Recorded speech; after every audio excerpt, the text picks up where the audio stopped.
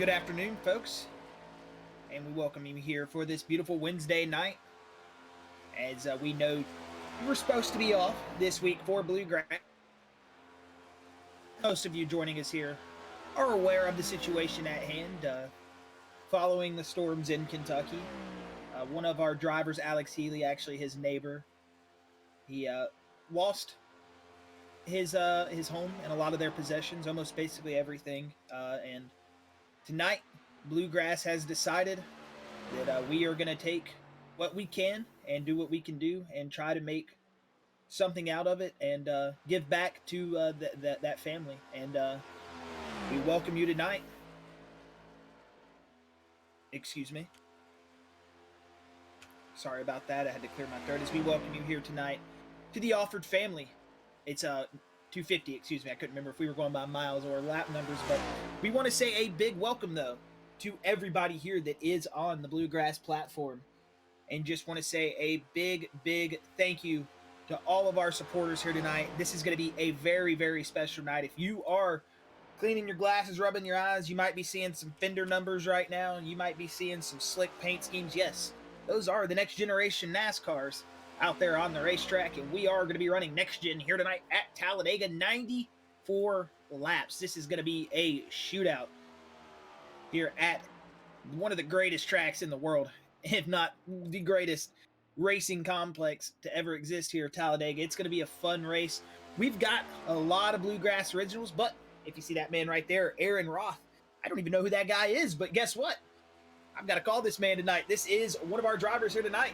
And that just shows you we have a lot of drivers. This was open to anybody. We have some, I'm sure we have drivers' friends or, some other friends and family, maybe in the league tonight. Maybe not all, just random people that saw, the Facebook post. So we'll just say big shout out to all, not only our Bluegrass OGs here, but all the drivers that have come along to support this event here tonight. All donations, everything, 100% of driver entry fees going to the donations to the family. So the link is in chat, so if you do feel like donating to that, I want to say it's PayPal, correct? It's a PayPal link, so I want to say it is a PayPal link. Chris has the link, so when you do see that donate link, you're not obligated at all, but feel free. But it does 100% go towards the Alford family. Nothing towards us. We're not taking any of that money to pocket, and we appreciate everybody who is going to be here to support. And after all that, Chris, I know you said you had something you wanted to say, so let's allow the fans to hear Chris's beautiful voice here for the first time tonight. Hello, everybody, and Chris here. Just going to go ahead and give everybody a rundown of what's going on as we're watching the qualifying go down right now.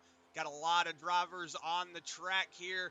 A lot of drivers going to be racing here tonight. Like Josh said, a lot of the Bluegrass originals, a lot of new drivers. But tonight, we are giving money to the Alford family. It's going to help them out a lot. I am really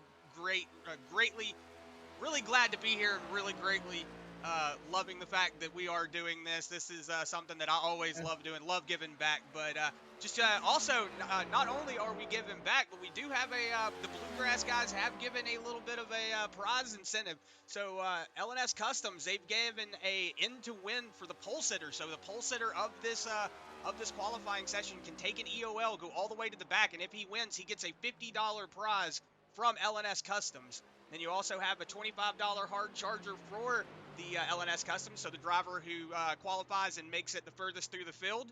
And we also have a $25 quick time for the fastest qualifying time presented by Scott Fritz Designs. So he is also given $25 for the fastest driver in qualifying. So you could make $75 here if you're that end to win in quick time. So that's a little bit of money. And then also the winner for tonight will get a Buttkicker Gamer2 Unit given by Buttkicker. We do appreciate them for coming on with that. Sure. And also you get a wrap from Scott Fritz Design and $25 from Blanchard's Towing. So a lot of money getting thrown to the drivers who are racing here too. Right, so all I'm hearing is there's a lot of incentive here. Race control going over a lot of their usual rules. It is going to be one of those things. We are going to be racing still here. It's not going to be going out there and just throwing it around. As you see, car number 500. Got to say, I love triple-digit race numbers. Tyler Berry, Not sure, if Tyler's raced with any of the Bluegrass guys before, but if you have not, well, welcome along board, Tyler. Nice to have you here, buddy. And it looks like right now you've got yourself set in that 19th spot. And if you're looking up on that live timing chart, you're probably seeing more names than you've seen in a while. Look at that, Chris. Is that a Tesla? That is a Tesla. Also, real quick, want to give a Jason Bridges whipping the Tesla. Sorry. I want to give a quick shout out. I see Travis Trevelyan saying that his paint is not showing up. If it's not showing up, you might have to delete your paint out of trading paints, your custom number paint. I do know sometimes that it does do that if you have a custom number paint and a sim stamp, that you have to get rid of that custom number paint. So if you do have that custom number paint set up, try that out. That could be it, because I do have trading paints and everything. I'll reset it here just in case, but that could be an issue in trading paints itself.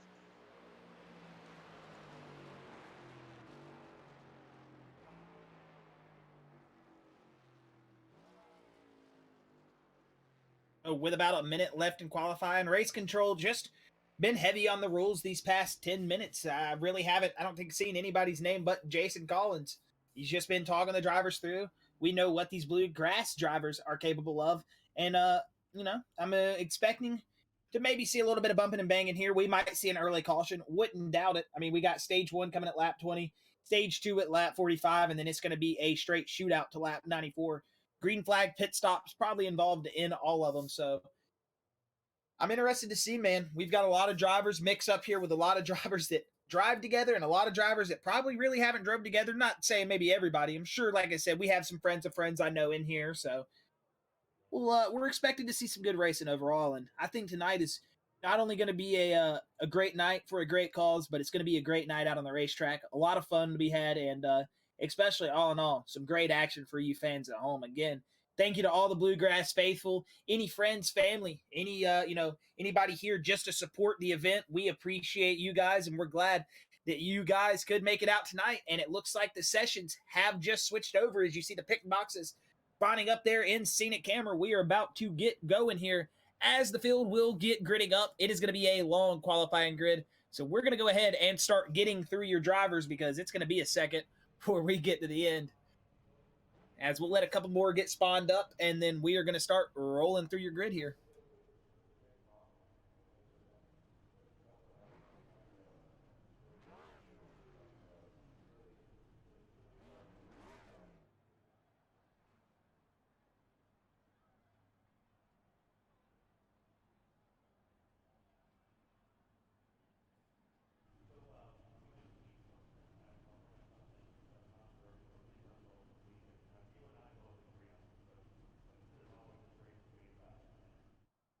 All right, and as you're seeing these cars getting gridded in, we'll go ahead and start going through qualifying order here as it's going to sit. It's going to be that number 22 of Todd Cray sitting on your pole position. We'll see if he takes that EOL to the back of the line here at the start. Michael Brisen, the 71, one of the Bluegrass guys, going to start in that second place with Scott Fritz. He is going to be starting in a slick paint scheme tonight, sitting in that P3 spot.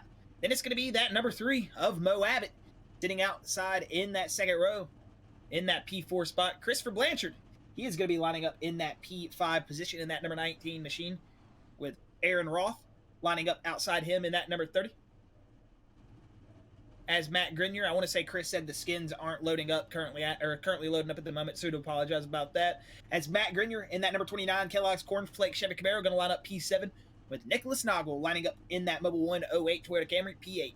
Will Weber going to be P9 with John Fender Bender Kinder lining up P10. Then it's going to be David Sheets in P11 with Nathan Mascroft in that P13 spot. Jason Collins going to be lining up in P13 with Roy Fernandez in that 14th position. Adam Lancaster going to be lining up 15th with that Kevin Bullock machine lining up in that 16th spot. Chris LeBourgeois going to be starting 17th. Justin Winters 18th. Tyler Berry going to be 19th, with Mikael Robinson in 20th. Brian Terry going to be 21st with Riley Wyans 22nd. Then it's going to be Brandon Zimmerman in that 23rd spot with Taylor Peacock 24th. Alex Huffman going to be starting 25th here tonight with that Ed Osborne machine starting in that 26th position. Alex Healy going to be starting in that Okay, you got it, Chris? Okay. Yeah, I'll take over. Alex Healy going to be in that 27th spot, and then Jake Hodge in 28th. I know the timing starts going crazy here. Dustin Slider going to be in 29th with Jason Bridges in 30th. Brandon Holder going to be in 31st with Ron Morris Jr. in 32nd. Brad Gebhart 33rd with Travis Trevelyan in 34th. Travis Twitty going to be in 35th. Robert Richards in 26th. Oh, excuse me. 36th, CJ Mason 37th, and Eric Gaskin's going to round out your field in that 38th position. So a lot of race cars taken to the grid here tonight. This is going to be a fun race. Going to see a lot of good drivers taken to the field here in just a moment. And go Green Flag Racing.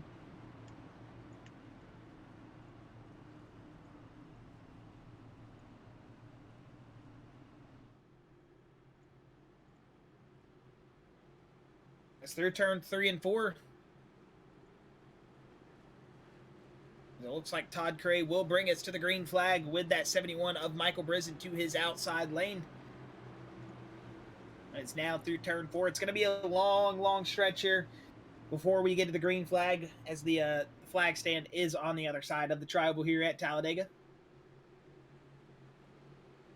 As we are about to see these next-gen cars go super speedway racing here in just a moment.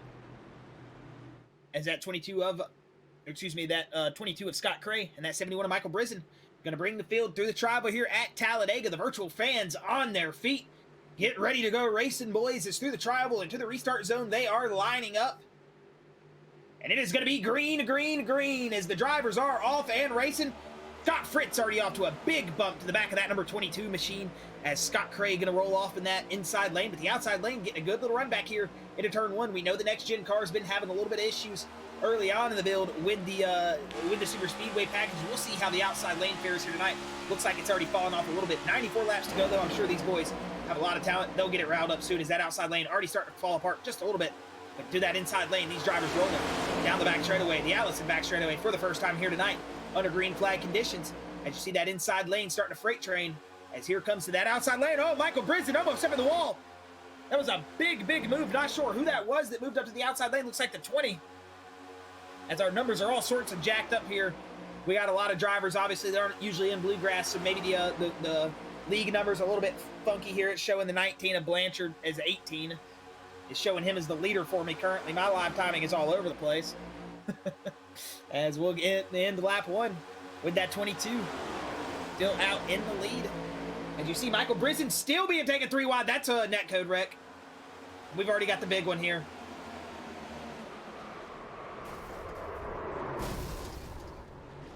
We do have one fast repair, so that is a good thing for these drivers, but no, they don't want to use it this early on in the race. And I do notice that a lot of the paints aren't loading up. I do apologize about that. I want to say that, like I said earlier, in that green flag, right before the green flag went down, a lot of drivers probably have the paint still set for their other paint, so could be an issue with why the paints aren't loading. But we did see a big wreck there. It looks like Michael Brisen just having a big hiccup there.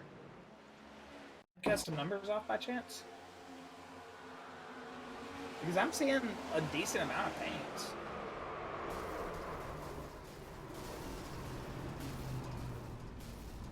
My goodness. Somebody was on their lid right there.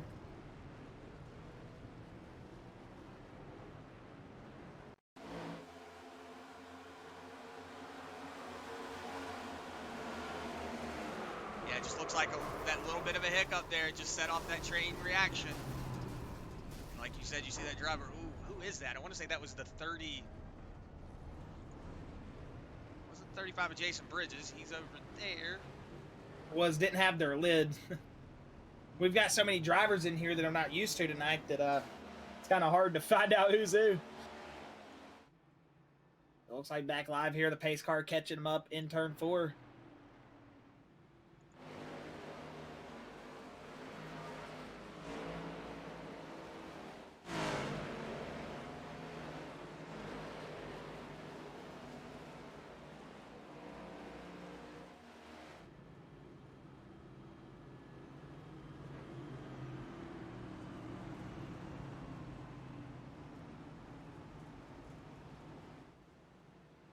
looks like a couple of drivers going ahead and deciding to bring it down pit lane.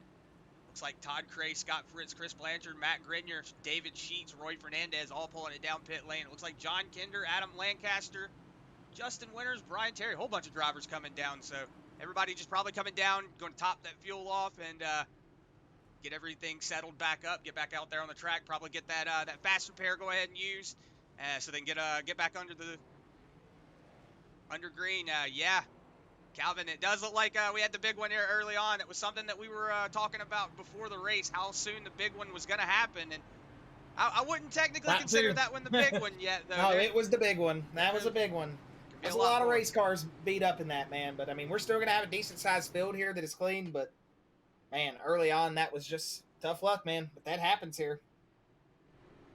Like we said, everybody does have a fast repair. It's not normally what we have in the Bluegrass League. But we went ahead and decided to go ahead and give everybody a fast repair tonight. So that way we knew that some stuff was going to be going down. And as you saw, lap 2, that's all it takes.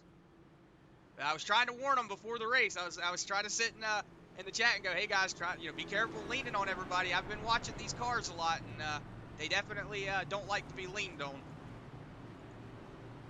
Well, it's that net code too, man. It seemed like the net code grabbed them, then it sucked them up, and then there was actual contact, and just they got to fix those these next gen cars, man. So far, that's what we've seen out of them. I mean, we've me and Chris, you know, on the side, we have another league that runs next-gen cars that we call as well, and you tend to see that a lot, the net code, you know, just contact when there realistically shouldn't be, or when there shouldn't be at all, honestly, and it happens. iRacing, I'm 100% sure will fix it when these cars become the main standard of racing here in about 60 days, so... Well, they're already the mainstay on the platform. Yeah, so they're going to have to update them soon, man.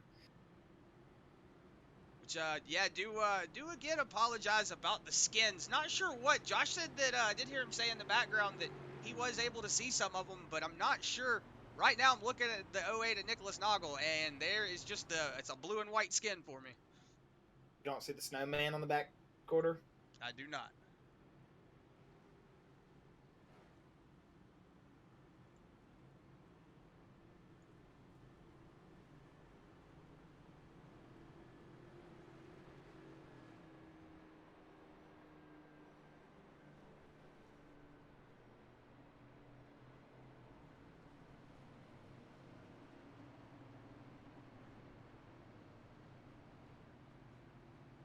Looks like the pace lights are off. Going to be bringing the field too wide here. So looks like Collin's staying out with a little bit of front nose damage. We'll see how much that's going to affect the aerodynamics on that number 3 Buttkicker machine.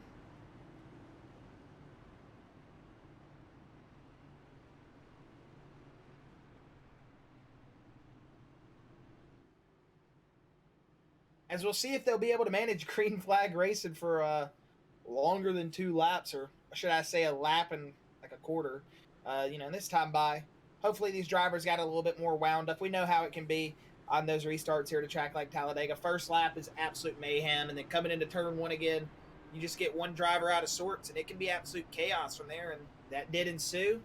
We've gotten it out of the way. Hopefully these drivers will maybe calm it down a little bit, and we'll get back to some racing here and see how these drivers are going to manage a package that has so far on the platform on super speedways been lackluster. We'll see how they're going to manage to, you know, really get up there. Well, not even lackluster, just the outside lane. Very hard to manage, and can make you have that false deceivement of this kind of stinks, which it doesn't. You just got to be really on your money to drive these cars. And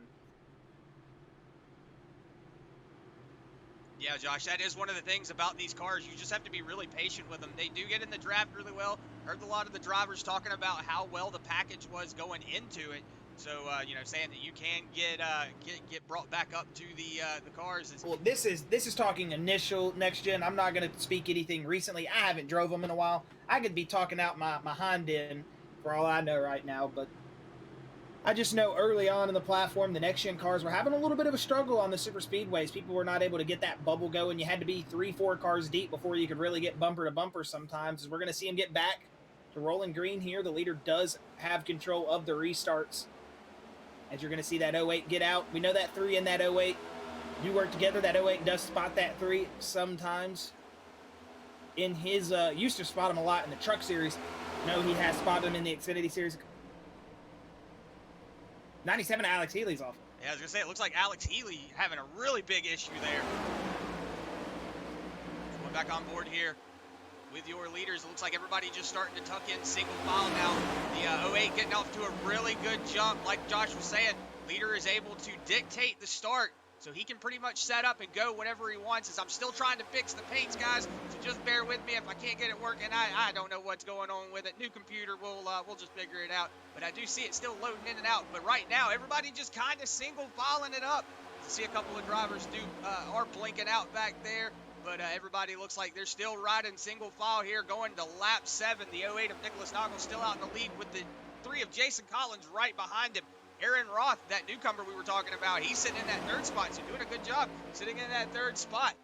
And Nathan Maskoff is going to be in that 4th spot right behind that 30 machine with Kevin Bullock in that 5th spot.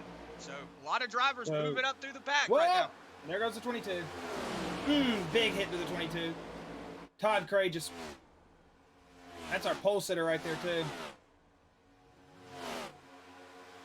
Looks like he had a little bit of an issue. We'll see if we can see what happened with that machine. Looks like he just got out from... Oh, he got turned under the yellow. Yeah, he got turned him. They're wrecking again, wrecking again.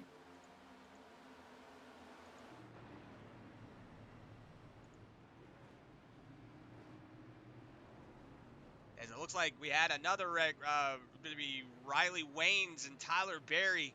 Looks like Ron Morris Jr. also went off track. So go back and see what happened with that as we were watching what was happening with that other wreck. We'll see what happened with these guys.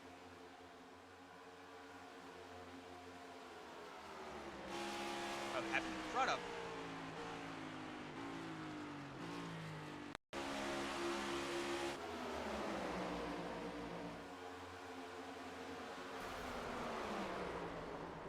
It looks like the 500 just getting into that quarter panel. See if we can go on board here with that Tyler Berry machine.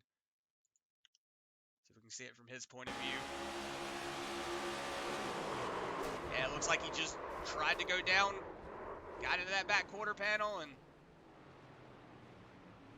around. It looks like it was only a 2-car accident, though. Nobody else involved, so luckily there was nobody else involved in that. We'll go back and see what happened here with that that Todd Cray machine.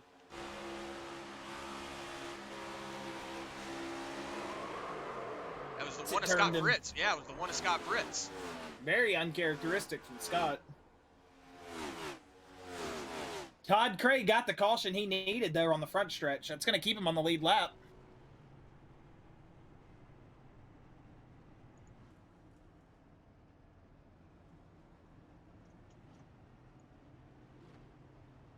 Looks like half our field, if not all of our field, going to come down pit road. I'm not getting pit lane notifications on my live timing for some reason.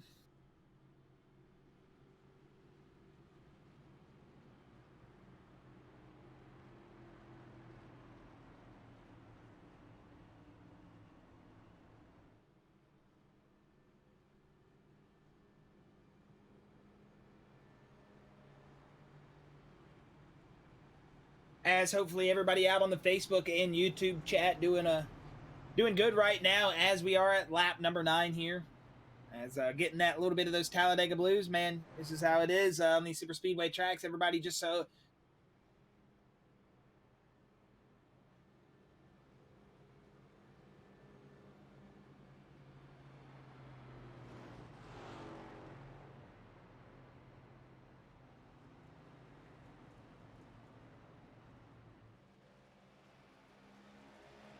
Sorry, 1 second, guys. I am listening to...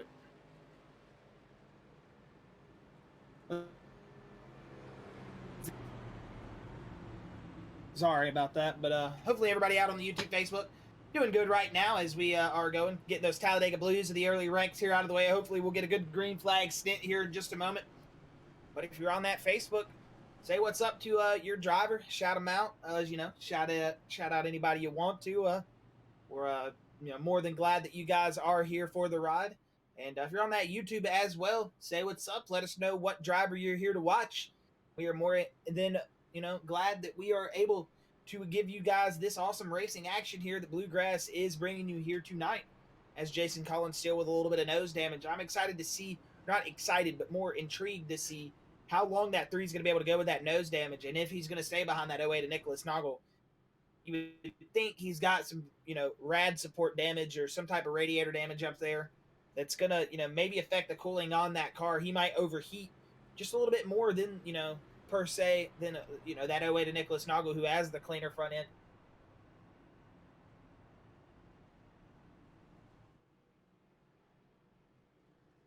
The 3.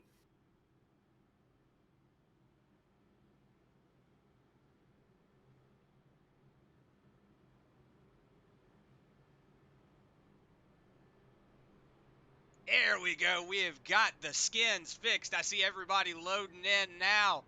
So now that 08 of Nicholas Noggle riding in that Snowman Toyota, the 3 and that Buttkicker 3. I see everybody in their skins. Nice. Okay, there we go. We got it figured out. Did I not literally say to you, did you have custom numbers? Yeah, I had it hidden. Listen to me more. Well, thinking there was going to be a bunch of, drivers that we normally don't have in here, with numbers and everything. I turned it off. But it just clicked on me that these drivers have custom numbers with their numbers. So it just hides those skins from them. So it just hit me. So I got it. We're good now.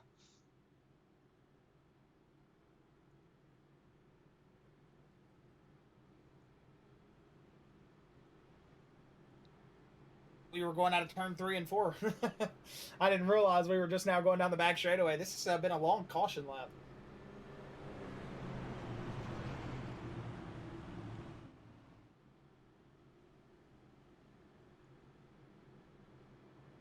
Lap 10 going to lap 11. We've already had our second caution. We will have our stage break at lap 20. We've already had a couple of drivers come down pit lane, go ahead and get that little bit of tires fuel. So, a couple of drivers already using those fast repairs. So it's going to be interesting to see when these drivers decide, like you were saying with Jason Collins, that little bit of front bumper damage that he has, that could really hurt him in the long run.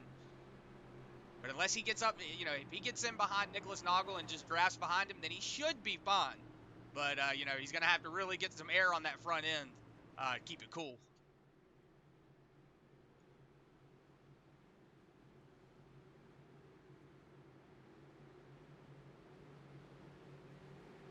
Is that pace car going to pull off? We'll see where Nicholas Noggle decides to go at.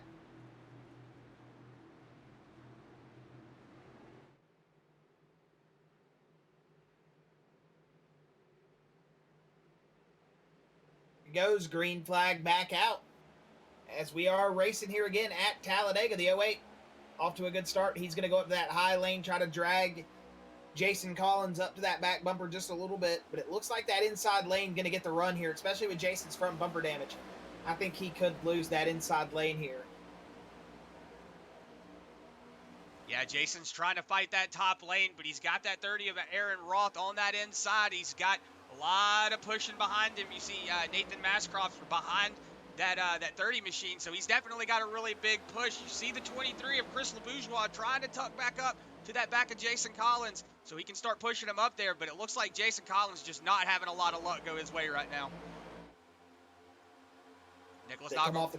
Oops, sorry. Oh, Nicholas Noggle looks like he's going to take that inside lane. He notices that Jason can't catch up, so he's just going to have to go down there and protect that inside lane. It looks like Aaron Roth decided, thinking about going up to that outside lane, but decided against it. It just probably checked him up a lot, too.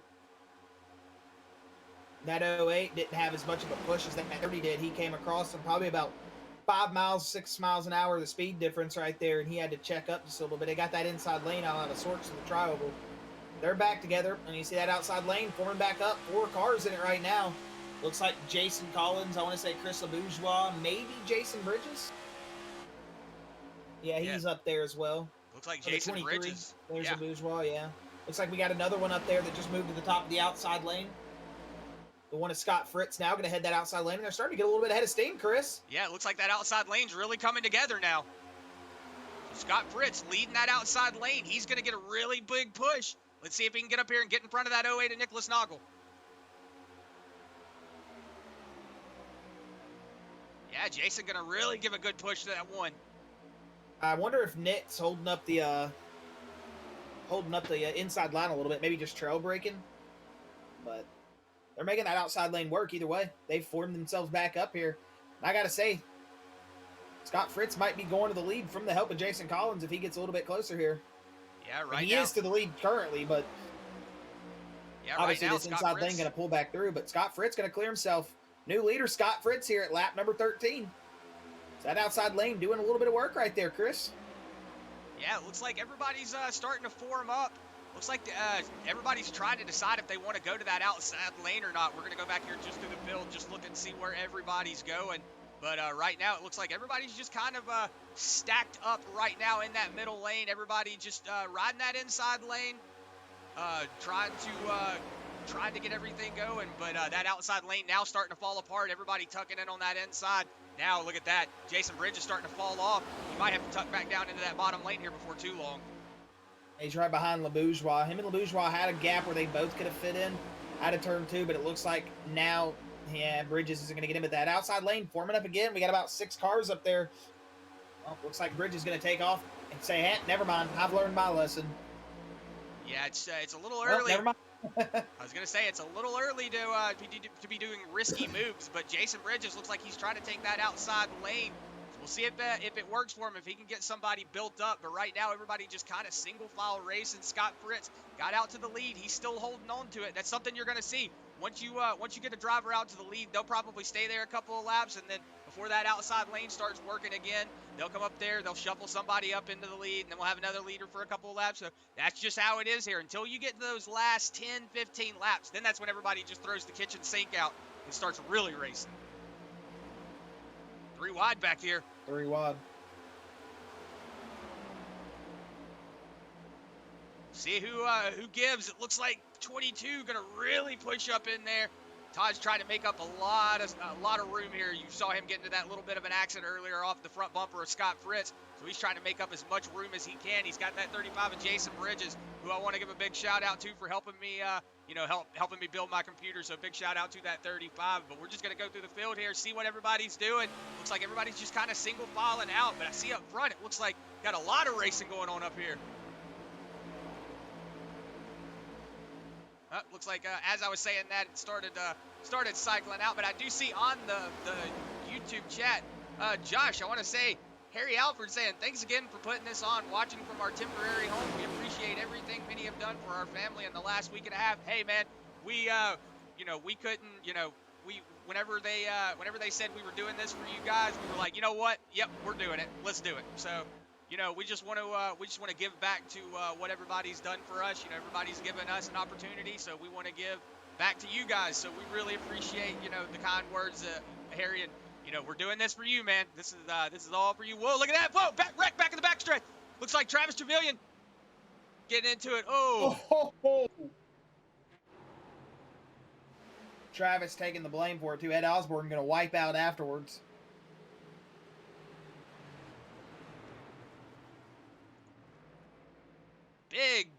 Big checkup there. Who was that made it by the skin of their teeth, man? Going into the the 48 just blew up. Oh, the 48 of Robert Richards blown up. Go back on board here. We'll see if we can find out what happened between that Travis Trevelyan car. See, it's 3 wide going into the tri-oval here. Oh, it just looks like a little bit of a hiccup there. Looks like maybe got into the wall a little bit.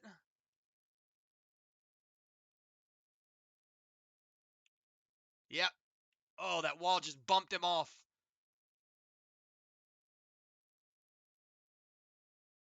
And then you see there, he hits the 16. It's going to rocket him back up. And he's going to collect, I want to say, that is Will Weber. It comes by on the skin of their teeth. Whoa. The 15, is that who that is? Dustin Slider? Woo. I mean, dude barely made it by. Good job, Slider. That was a whew. And then if you watch Ed Osborne, he just wipes out after it all is said and done too. Whew. Didn't even touch the wall. You see Ed Osborne getting around up there? Ed said, well, everybody else is wrecking, I might as well.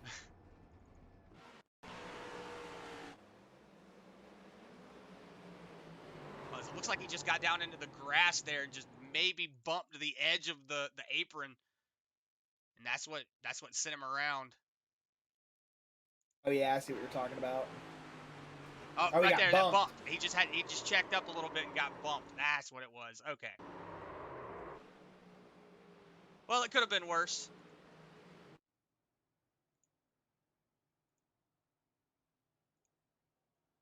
Oh, yeah, it could have been worse for sure. But they're going to get it all managed up, man. I mean, you're going to see these kind of things at Talladega. Some of these guys maybe not necessarily used to these cars too. Overall, just going to be a good night, man. A fun night. We're 18 laps into it. We still got a good chunk of change left here before we even get close to being done. So these guys are going to have time to reset here. You know, a lot of them probably going to start thinking now, okay, is my car going to make it to the end if I keep having these cautions here? They're going to start doing all those mathematical equations in their head and figuring things out. No, the square block doesn't fit in the circle, so maybe we shouldn't try. What I'm trying to say is, no, the 3 wide doesn't work. Maybe we shouldn't try. They'll learn it eventually, and they'll get it cleaned up here. This is just typical super speedway racing.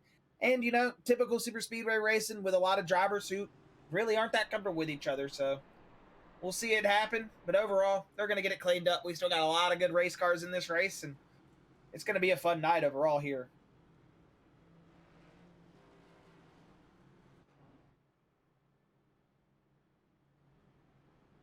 And as we have a moment here, under caution, we are going to take it to a NC 811 dig side by side.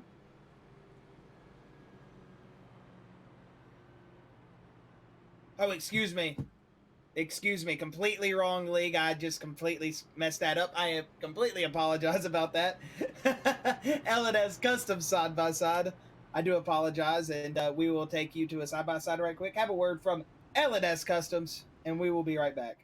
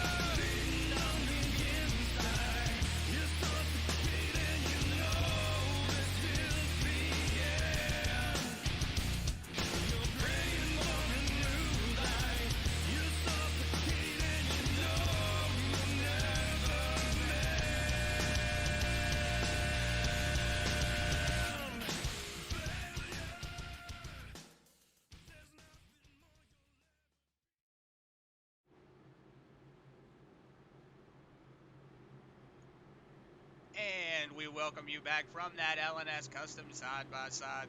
Looks like everybody's got it situated. Scott Fritz still out in the lead. Nathan Mascroft going to be on that outside lane in that 30 machine. So we're going to see if he's going to be able to get up here in front of that one of Scott Fritz, do what they did. See the pace car pulling off. See if that outside lane can bunch up and do what Scott Fritz did on that outside lane, push his way up to the front.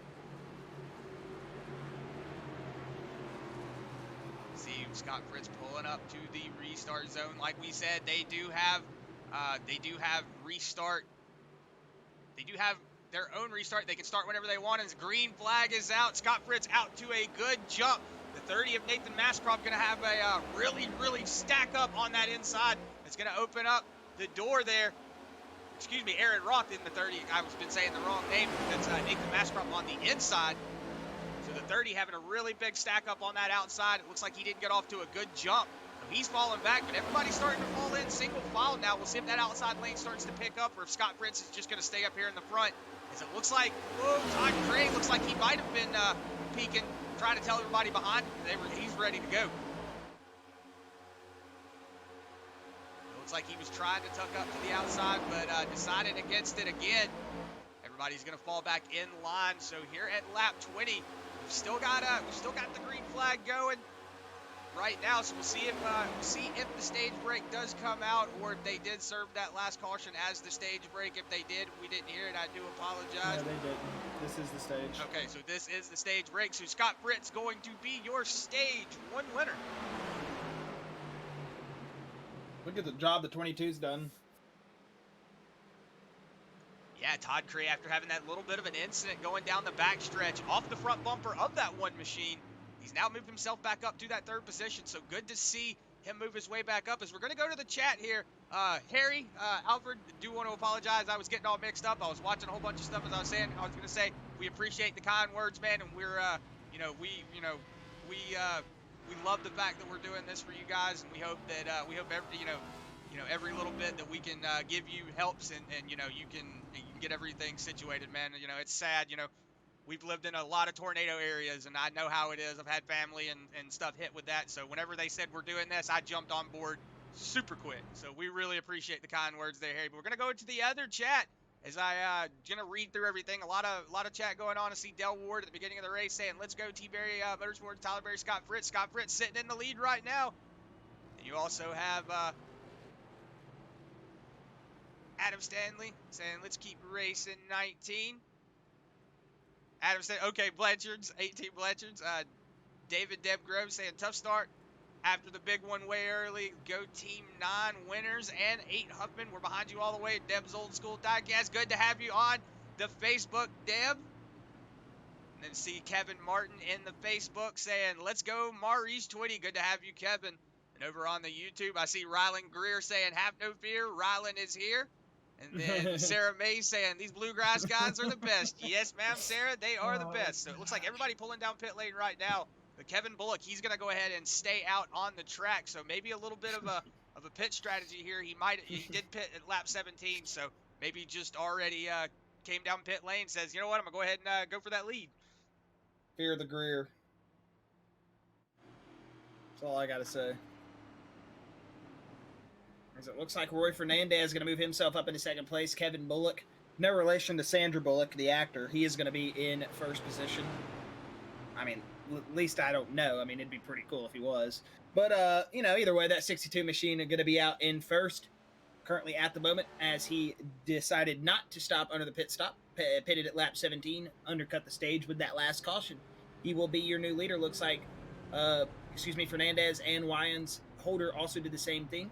And it looks like Blanchard pitted at 19. So Abbott, Fritz, and Co. have been your drivers that did pit that last time by. So we'll see a new leader here for a handful of laps. And I'm assuming we might get some 2-wide action here on this restart.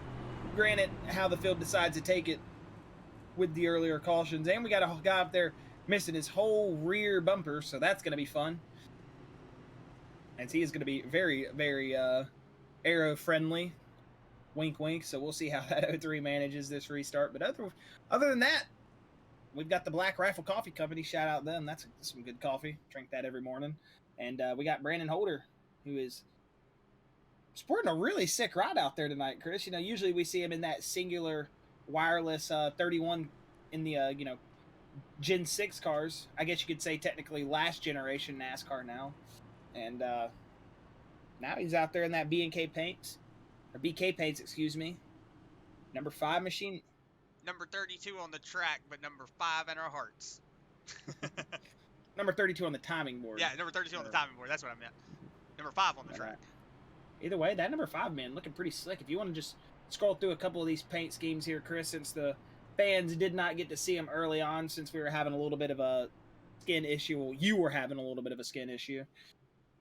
Let some of these drivers or fans see some of these slick race cars Bluegrass guys got here tonight. We know we got probably a handful of Dell Senior fans out there. Love to see that. Classic of a scheme right there. The one of Scott Fritz looking very, very slick tonight. That is the 20 of Brandon Zimmerman. You see the precision graphics. As the 22 of Todd Cray. He had issues early on. Actually, from that man right there. That's the man that spun him under the yellow earlier. So we'll see if him and Scott Fritz have a little bit of... You see him right there. Doesn't look like he's happy, Chris. Yeah, he's trying to ride up on that back bumper. Might be letting him know, I'm behind you, buddy. Let's not do that again. He's like, hey, man, I remember what you did. I'm back here.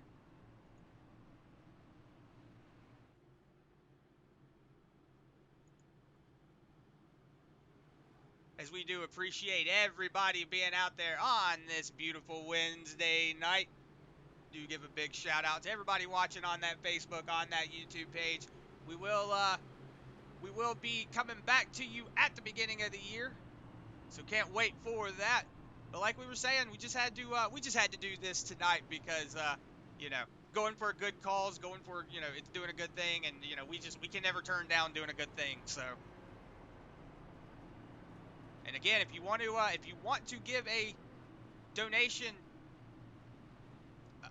excuse me, my brain just give a donation as Chris is trying to my brain make up the words in his peanut brain right now to say, but just kidding.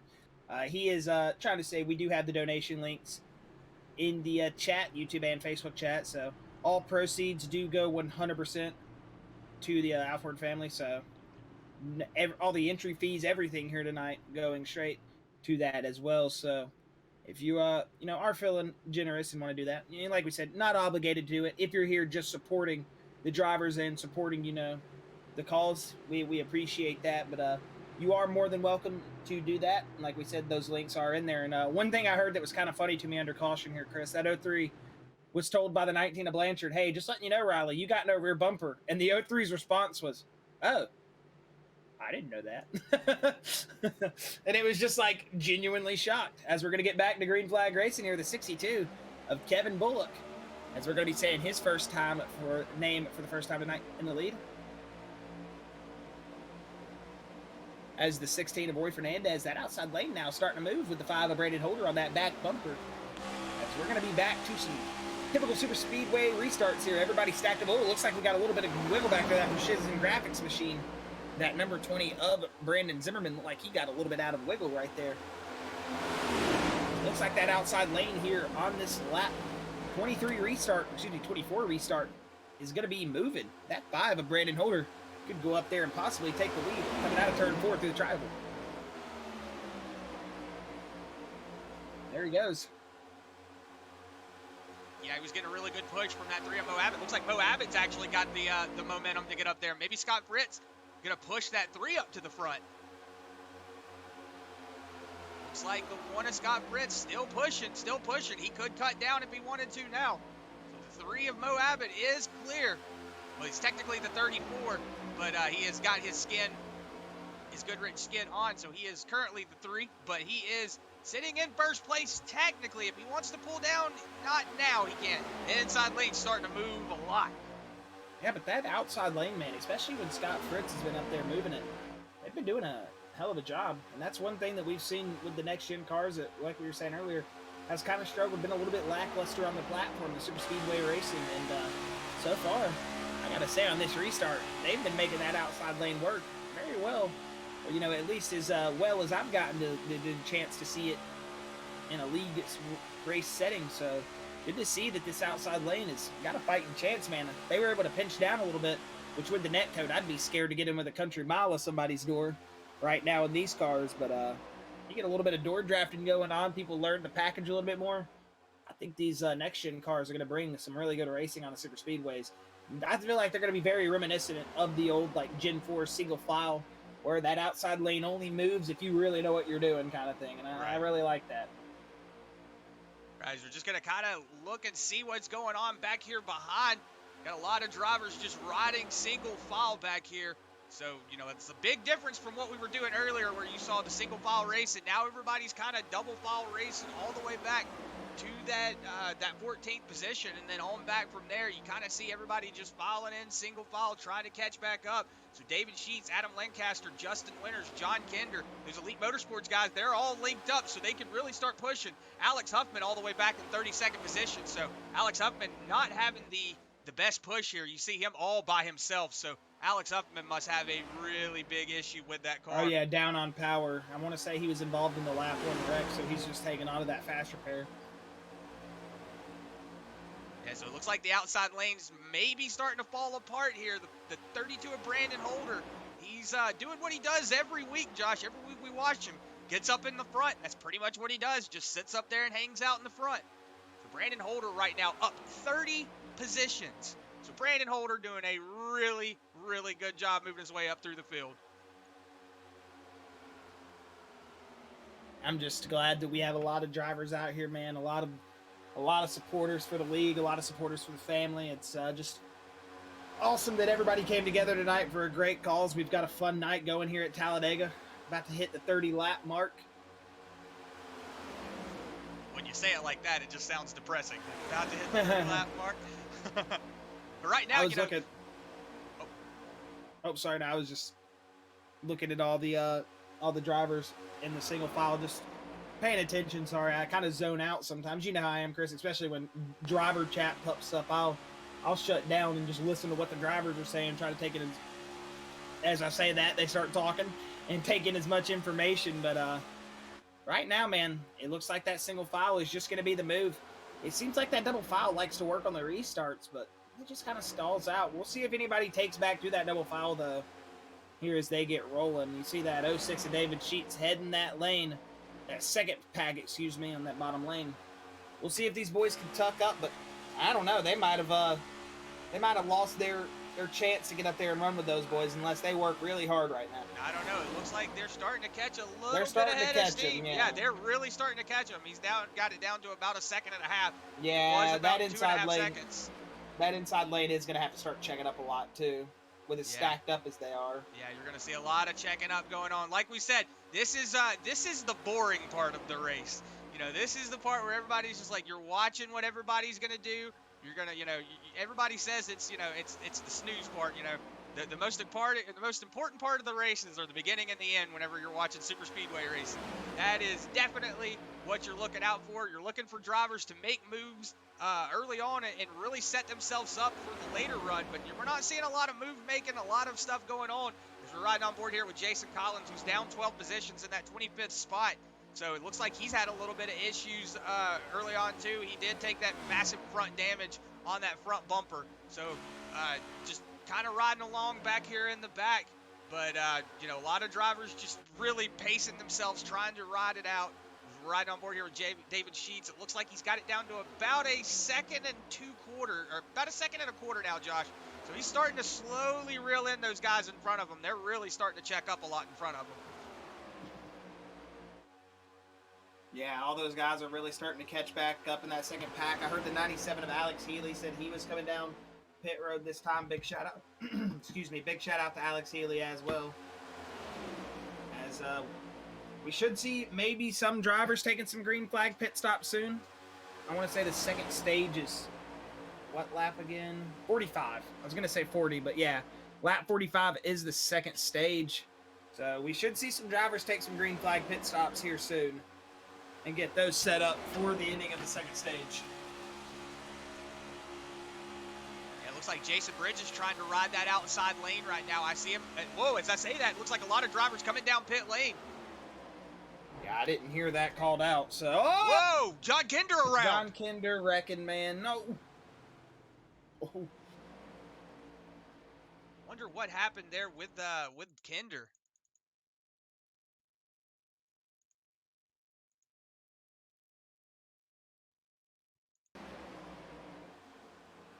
looks like the 71 got into the back of him. Oh, big smack to the wall there. Unfortunate.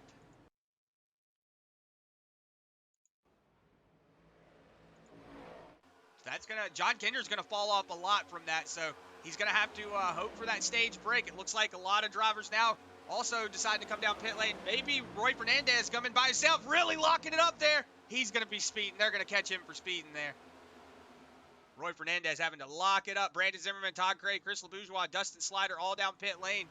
So the front pack starting to break up a lot. The 5, Brandon Holder, still trying to hold on to that lead, but he's got the 62 of Kevin Bullock all over that back bumper. So it's gonna be up. It's gonna be up to these guys now to decide when they come down pit lane. And it's gonna really break everything up. As we see back here, a lot of drivers still shuffling around. You saw the 30 of Aaron Roth dive down behind the the 08 of Nathan Noggle. Everybody calling out their pit stops now. And I'll agree, Michael Brisen was right. I did not hear a single person call out their pit stops besides John Kinder on that first pit stop cycle. And Brisen came over the radio. Excuse me, I had to smack the crap out of my knee on the bottom of my desk, if you heard that. But either way, I heard Kinder call out, and he said, I'm coming down pit road. Nobody else called down, and Brisen came over the radio. So does nobody have to call out their pit stops now? Everybody's been calling out their pit stops since. Yeah, so Brandon Holder going to give up the lead. Kevin Bullock going to assume it here at lap 34, but he's got 7 of Nathan Mascroft. There's a couple of seconds, about 3/10 back from him, so he's slowly starting to catch him. I want to say...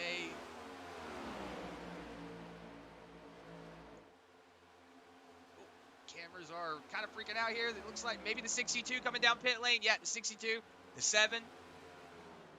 35 of Jason Bridges also coming down pit lane. He's getting it slowed down. The 19, 36, 30 all coming down pit lane now. So Travis Trevelyan going to assume the lead here. Lap 35, but he's going to be the only one out there about 9 seconds. The closest driver for position is Brian Terry. So Brian Terry sitting in that second spot with CJ Mason behind him, and then Travis Twitty behind him. Ron Morris Jr. rounding out that top 5 right now. Morris Jr. That's a driver that knows how to get it done, man. Good driver in the Truck Series. Good to see him here tonight. We've seen him in some of the Cup Series races earlier this season. I want to say some of the Xfinity races as well. So he's dabbled in all of them, and good to see him out here tonight. As it looks like, whoa, don't want no Kevin LePagean to go on. As we've got our drivers starting to hit that blend lane and rejoin. We're seeing some 3-wide racing here as those pit stop cycles are going to reopen this racing up, and you're seeing guys go around lap cars here. That looked pretty cool down the back straightaway, seeing all of them file out like that. As, yeah, they're getting risky now. Is that Riley out in front of him? Yeah, it is. It looks like Riley got his car fixed. He did, indeed. Must have used his fast repair that last time by, because there is a rear bumper back on that race car, and it is full clean. So good to see that 03 back in contention. Got himself in a good position even with the damage. Used the fast repair here at lap 35, 10 to go before the stage. And, 36 now, so 10 to go before the stage. And he's going to be set himself in a good spot. Travis Trevelyan, Brian Terry, CJ Mason, Travis Twitty, and Ron Morris Jr., your only drivers who have yet to come down pit road. Well, Alex Huffman as well.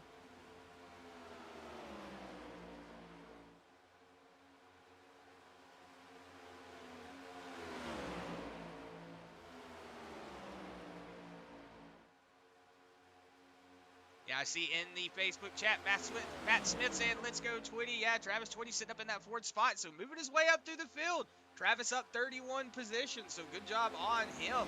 But looks like maybe Roy Fernandez might have got lucky. Josh might have got that car slowed down before pit lane. He's still digging. So maybe that 16 got lucky on it and didn't get a speeding penalty. Yeah, and it can be one of those things that ruins your night at a track like Talladega. Almost impossible to recover back from a speeding penalty here at a track like Talladega.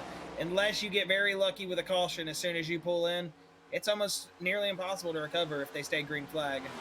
But with the stages coming up and everything, it might be possible, but it's just one of those things you don't want to recover from. And lucky on Aaron, because it looks like everybody that had not pitted yet, Brian Terry, Ron Morris Jr., and Travis Switty, CJ Mason, going to come down pit road. I say that, but Travis Trevelyan still out in that number 10 machine. Or number 71. As he's rolling with Alex Healy and John Kinder. Yeah, as you see John Kinder, who had that little bit of a bump going into pit lane, he's still trying to stay on at least trying to get that lap back from that 10 machine. So we'll see if he can get up here and get around him, get that lap back, or if that 10 will decide to pull down pit lane here before too long, or maybe he's trying to make it to the stage. Not really sure, but we will see if he has enough fuel to make it to the end. We do know these Bluegrass boys, they love to run it to the absolute end empty. So it's going to be interesting to see how they handle this, how Travis handles this. That's going to be very interesting for him. But Brandon Zimmerman, who's about 30 seconds back from him, that's your second place position. So right now, Roy Fernandez sitting in that third position, like we said, didn't get a speeding penalty, so moved himself up into that third position now. So good on that 16 machine. And then the 03, like you said, missing that back bumper, now got his back bumper on it, up in that fourth position. So good job on him. And then David Sheets rounding out your top five. It looks like Travis going down pit lane now, Josh. Yep, there goes Trevelyan. He's going to move his way down pit road, that 71 machine. Going to get into his pit stall and get his 4 tires and fuel service here. Maybe just fuel, actually. Looks like he's going to take possibly right sides and left sides. Okay, so he's going to go ahead and take 4 tires.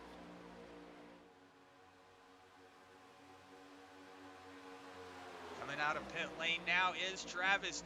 He's going to be able to make it out and get caught back up, hopefully. You should see him passing right here as they're going into turn 1. Actually, no, I take that back. He's still on pit lane. So he's just now coming out. So, yeah, he's going to have a lot of room to make up here.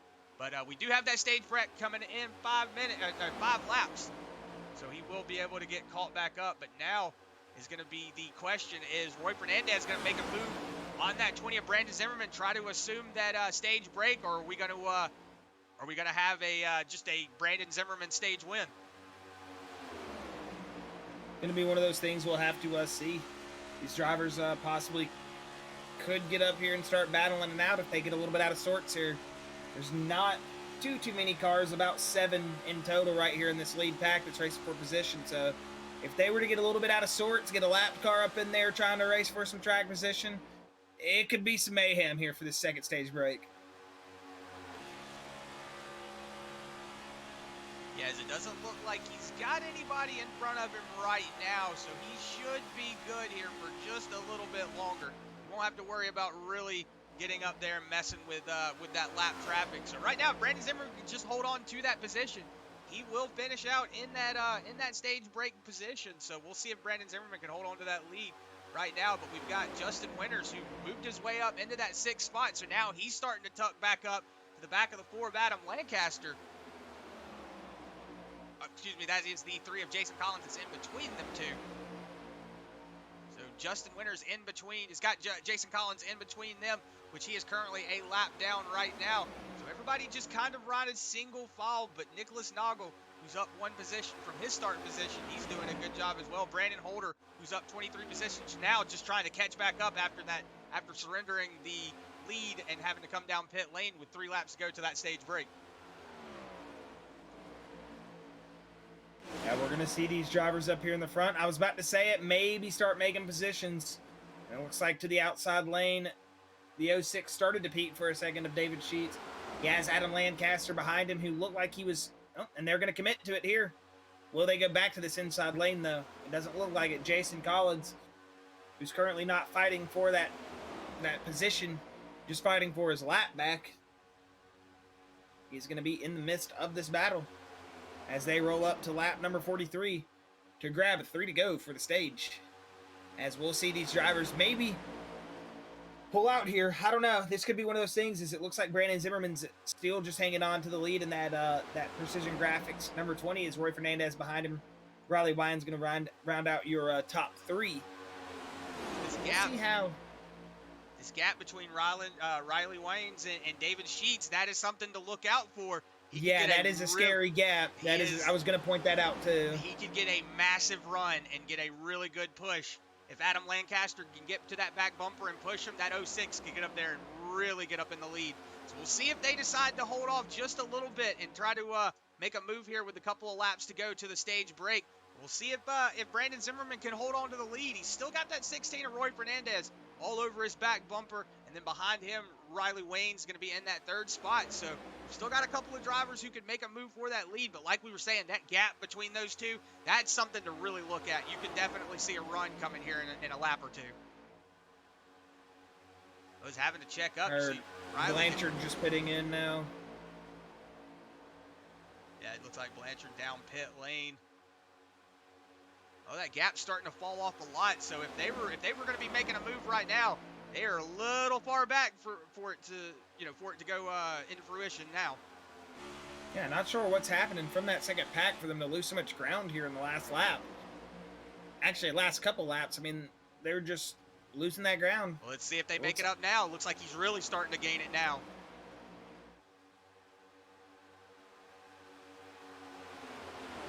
This will be the white flag for the stage. Starting to tuck up. Let's see if he does it. There's the move. To the outside, David Sheets goes, but oh, Riley Wayne's going to block that outside momentum, but he's not going to be able to block it. Not going to be enough of a block. They're still going to be coming here. I don't know if they're going to have the momentum through the corner, but through the tribal, those boys are going to be stinking moving, man. Yeah, it's falling off now. Doesn't look like it. Yeah, just going to have to tuck back in. Yeah, maybe made that move just a little too early. Riley pulling out to the outside lane. The 4 of Adam Lancaster are going to go with him. It's going to be a photo finish here for the second place. Looks like it's going to be Riley Waynes, excuse me, picking up that second place position for the stage. But winning the stage is going to be Brandon Zimmerman.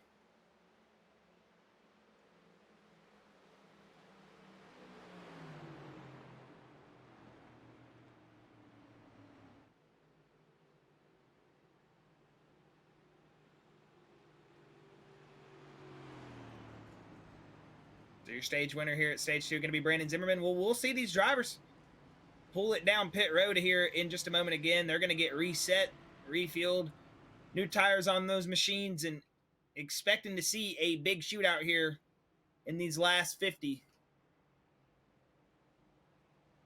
for this win here tonight. It's going to be a fun one, and we're going to have some drivers who definitely are wanting to get out there and make this their stage. I mean, stage 1, stage 2 does not matter anymore. It's all about the victory here at the end of stage 3. This is the stage win that matters.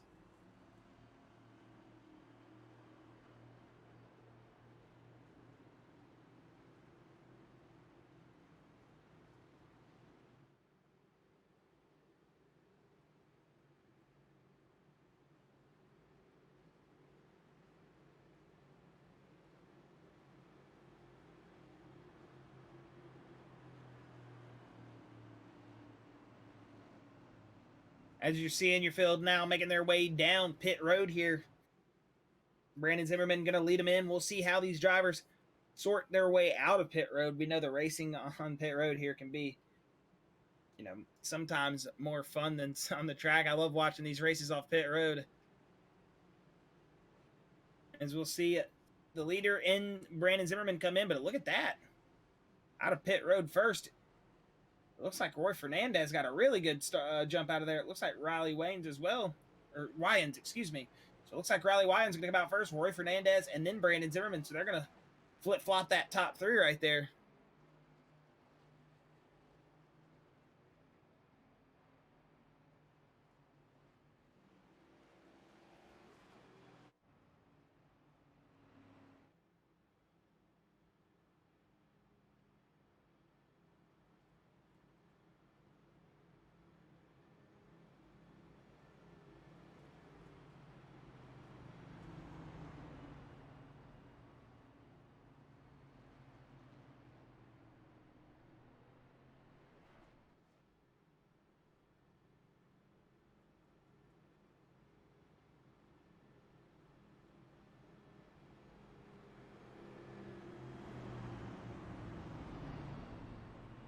As the pace light should be off this next time by, we'll get back to some green flag racing here, and I want to see now if these drivers are going to try to challenge themselves a little bit and make it more too wide. Are they going to start racing aggressively here?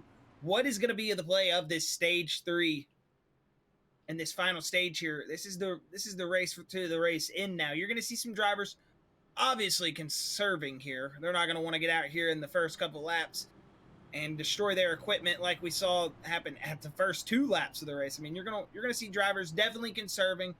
Some drivers wanting to go out there and absolutely go to the limit here on this the stage reset and get as much track position as they can. So we'll see how these drivers. We're gonna see how these drivers are gonna manage. Other than that, this is gonna be a fun restart and a fun stage, final stage of the night. That is.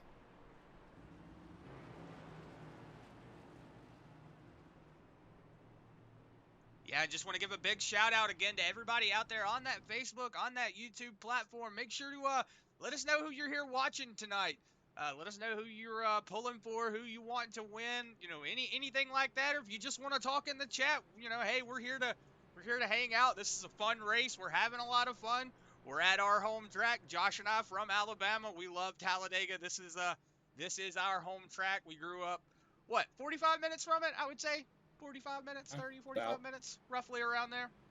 So this track definitely grew up in Hueytown at that. We grew up in Hueytown, Alabama, so we were, all the Bonnets, all the Bonnets, all the Allisons, Red Farmer, all those guys. We grew up 2 blocks away from Davey Allison's house. So it's one of those things where when we were younger, you could walk out on the back porch, you could hear them revving the engines up, you could hear them, getting ready to go, like whenever I was a little kid, way back in the day. But, used to be able to hear all that stuff. So it's great introduction to the sport for sure. Yeah, it was also a great introduction into the sport, getting to go, because Davey used to let everybody come over to his house and walk through his shop and everything. We used to go over there and walk. I don't remember it personally, but, I remember my dad telling me, hey, we went and walked through their garages and everything. And got pictures of me somewhere in the chest, me sitting in Bobby Allison's lap, I believe, as I was a little bitty baby. But other than that, been a lot of fun growing up in an awesome NASCAR town. So Talladega, a lot of fun for me and Josh to call. That's why, like we said, we were ready for this race tonight. Yeah, we love Talladega, man. One of the first races or tracks on the platform that me and Chris got to share a 1-2 victory at, and I pushed him to the win. It was awesome, and it's a hometown track, a lot of history at this racetrack, and man, what a better place to not really any better place to go to and put on one just show. Always a good place to come to, Talladega, and it's always a pleasure to be able to come and just hang out and watch a lot of drivers wheel it around the high banks here in Talladega, Alabama, man. Roll Tide. Roll Tide. A lot of people just clicked off right there, probably. Oh, we got these guys. Dang Alabama fans. See that bump down there on that bottom lane? Oh, that one, it's terrible whenever you're racing people down there. But pulling up to that green flag. Green drivers. The 03 of Wiley Wayne's getting out to a really good jump. Roy Fernandez, though, he's on that outside lane moving. Scott Fritz going to dive down to that bottom lane, though. Really going to shut that momentum on that top lane off. So we'll see if the 16 can get a push. He's got that 22 of Todd Cray, who had that little bit of an incident with that one earlier. We'll see if Todd Cray can get up here, push that 16 to the win, or to the front, excuse me. Right now, Brandon Zimmerman in that 20 trying to decide which lane he wants to go with. Looks like he's going to go on that outside lane. Bo Abbott going to go to the inside. So we're seeing a lot of drivers pick where they want to go here on these restarts. Like we said, a lot of these drivers like to go on this top lane on the restarts, I guess, to see if they can get up there and get pushed to the front. It looks like that momentum on that outside just not coming to fruition like it did on those last couple of restarts. That outside lane really checking up a lot. You see that 03 really starting to run away with that one. And it looks like the outside lane's starting to stack up now. They might get some momentum. You might see that, might see them get up here and start battling for the lead for too long. Yeah, outside lane got a little bit ahead of steam. The 20 of Brandon Zimmerman heading that outside lane We know he's capable of going up in there and leading the race. I mean, he's got a beat-up race car in the 16 of Roy Fernandez behind him, but Roy's been doing an excellent job so far tonight. Was sitting third at the end of the stage, came out third as well. But he's fallen back a little bit with this 20 of Brandon Zimmerman. We'll see if the Precision Graphics machine in the 16 can work their way back to the field, but right now they're just working their way back behind the field. They're falling back slowly but surely in that outside lane, doing what it has done best all night, killing runs.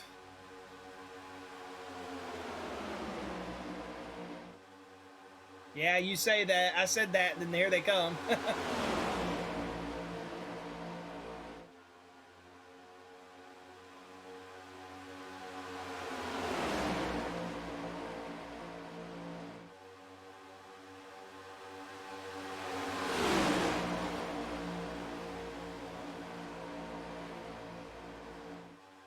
Oh my goodness, I was muted that whole time. I was going to say, it just looks like the outside lane is just not coming to fruition. They start getting a little bit ahead of momentum built up, and then they start falling off. You see Brandon Zimmerman getting really loose back there. That might be something that you see coming into play, is that car just might be a little loose on that outside lane. It might be trying to push. So that outside lane starting to fall apart really bad now. Yeah, you're probably going to see everybody tucked down here to the bottom whenever they can get a chance. Yeah, it was working there for a second, Chris. But all good things must come to an end, my friend. The outside lane is one of those great things that, for some reason in these next-gen cars, likes to come to an end, and I don't like it. They need to fix that. Make the outside lane great again. That's going to be the new hashtag for season 2022, season 1. Right now, everybody just trying to file in single file. See the 16, he's still trying to get down there. Brandon Zimmerman going to go ahead and tuck it back down as well. So they're just going to go ahead, bring it in single file, go, you know what, guys, we're going to try this again here in not too long. So we'll see if they try to do anything about it again. But we have no more stage breaks. So the only thing that's going to bring these boys back together are cautions. So they're going to have to keep it together. But look at that, the 97. Alex Healy trying to ride that outside lane. He is currently a lap down, not fighting for position. He's trying to fight for that lap back. So Alex Healy on that inside or outside lane. Looks like just going to go ahead and tuck it back in behind that 16. But everybody just single file right now. Go back here. Watch this pack that's going on behind them. They're still racing back here. Yeah, it's always the packs in the back, man. They like to race harder than anybody. They're telling, hey, this is 28th position, man. You best believe I'm racing you for it. And Travis Twitty, unfortunately, sitting in that 26th spot after what was a good run early, sitting up in 4th place during all the pit stop cycles. But he's going to be farther back a little bit, but still got a clean race car, which is good to see on that 29 machine. Yeah, Travis, we do know that he can get out here on these plate tracks, and he can do really well. I've seen him send me videos of him winning, so I know he can do it. But he's just biding his time right now. He's not really doing anything. He's waiting for his time to move up there, because Travis, he knows he's got to be patient on tracks like this. Experience move from the veteran, man. Right now, everybody. I would say out of everybody in the Bluegrass series, Travis Twitty probably has the best Facebook names. He does that. He does that. And his Great TikToks, Facebook names. His TikToks are really funny too. Yeah, Twitty is a class character, man. Yeah. I say that, and if you don't know what that means, it's because he's the class of the field, and he's just a character, man. Love him. I love Twitty. He's a cool dude. Awesome guy. Yeah, but everybody make sure to like and follow the Facebook and the YouTube page so that way you don't miss any of the regular season races. Like we said, we will be coming back here at the beginning of the year. I'll get the race schedule pulled up so that way you know exactly what races we'll be having going on. We're having a lot of fun here tonight. This has definitely been a lot of fun going into this Talladega race. Riley Wines, I don't know if I'm saying your name wrong, man. I do apologize, Riley. Terrible with last names. Our last name is Kiwi, so it gets butchered all the time. So I understand it, and I apologize, man. But you were doing a good job out in the lead, but you got Scott Fritz all over that back bumper, and then Moab. Reckon. Out of turn 4.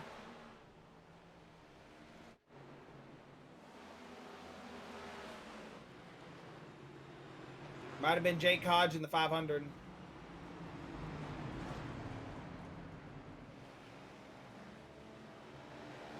Yeah, looks like Jake Hodge.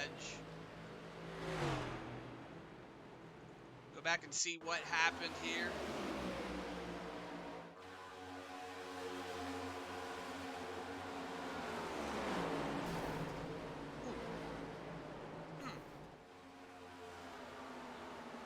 Oh, John Kinder.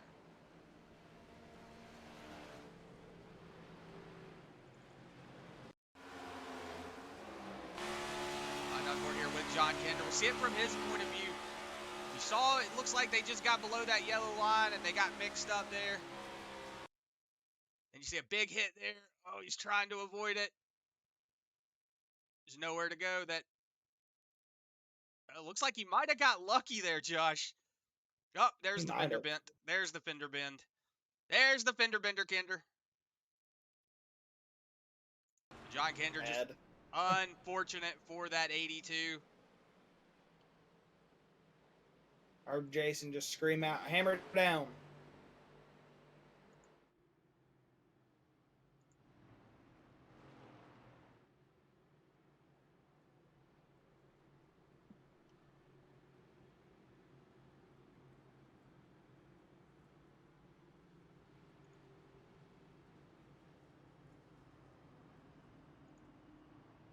I wonder if some drivers come down pit road and I say that top, everybody's going to come down and top off.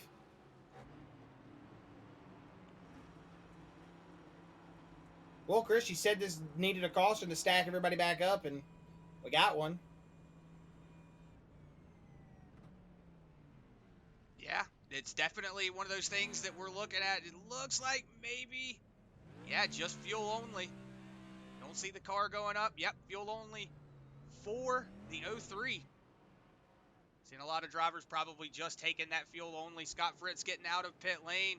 See who wins it out. It looks like maybe Scott Fritz won it out. Or maybe the 08 at Nicholas Noggle. Too bad LeBourgeois stayed out on track. Yeah, I was He's the leader. I was going to say, Chris LeBourgeois, though, he stayed out on the track. He's going to assume that lead. But he's going to have to do a lot of saving if we don't get another caution. Yeah, that's something you got to watch out for. No way he makes it to the end, I don't think. Unless he's got some of those Smoky Unit fuel lines. Oh, I said Smoky Bandit. Yeah, guys, we will be having our regular season races start back on the 3rd of January. So we will be coming back at New Hampshire. So there's going to be a lot of good short track racing going on at New Hampshire. It is. Loudon is always a lot of fun. So it's going to be fast racetrack as well. Very, very interesting. Going to see if anybody takes that that secret lane. Going below the line, you know, running that grass line, Josh, as we call it, the Huffy line. That's the Huffy line. Gonna see if Huffy decides to run that line again, because it did help me get 3rd place in a race. So, gonna see if that line comes back into play, if Huffy can pull it out and really set himself up. Yeah, and if you're new here with us tonight and not aware of the regular season, obviously Bluegrass does hold on Monday a truck series. On Tuesday, we hold an Xfinity series, which is in its debut season, actually, and a Cup series on Wednesday nights. So if you're here just for the race here tonight and you're enjoying your stay and want to catch some more of the Bluegrass guys, you are more than welcome to join us Mondays, Tuesdays, and Wednesdays at 9 p.m., starting back up here after New Year's, and we will be getting going and back to, like Chris said, truck racing at Loudon. It's going to be a good one, man. The truck series is aggressively competitive.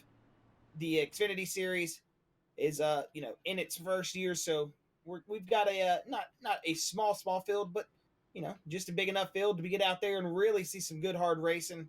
Still need some good talented drivers though to get into that Xfinity series. Wink, wink. If we know any drivers that are wanting to try to get into Xfinity, hit up the Bluegrass Facebook. I'm sure those boys will tell you when, how, and how, when, and where, and what you need to do to be able to sign up. If there's any type of pre-requirements or anything like that, I'm sure they will more than gladly tell you what that is. But other than that, man, we are hopefully you guys are enjoying your stay, guys and gals, and you guys are loving all the action we got going on over here at Bluegrass. So make sure to again check in with us after the New Year's break for New Hampshire with the Xfinity or the Truck Xfinity and the Cup Series. But just got to say a big shout out all of you guys again. Hopefully everybody's doing good on the YouTube page, the Facebook, and just let us know. Do you think if we are going to get any more cautions? This will be my question here of stage 3. After that final, or is that the final caution of the night, I should say, or how many more cautions do you think? If you think we're only going to go one more caution, let us know. If you think we're going to go 2, 3, 4, however many, put in chat. We want to know how many more cautions you Bluegrass faithful think we've got left here tonight.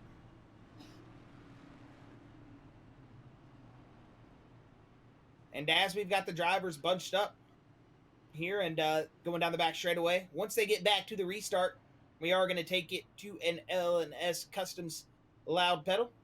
So be sure to turn those volumes up, get the full screen going, and you do not want to miss the sights and sounds, the beautiful views here from the awesome, awesome Talladega Super Speedway in gorgeous Talladega, Alabama. I say gorgeous, it's really just woods and a national forest that stretches out way past Talladega. Yeah, and an airstrip.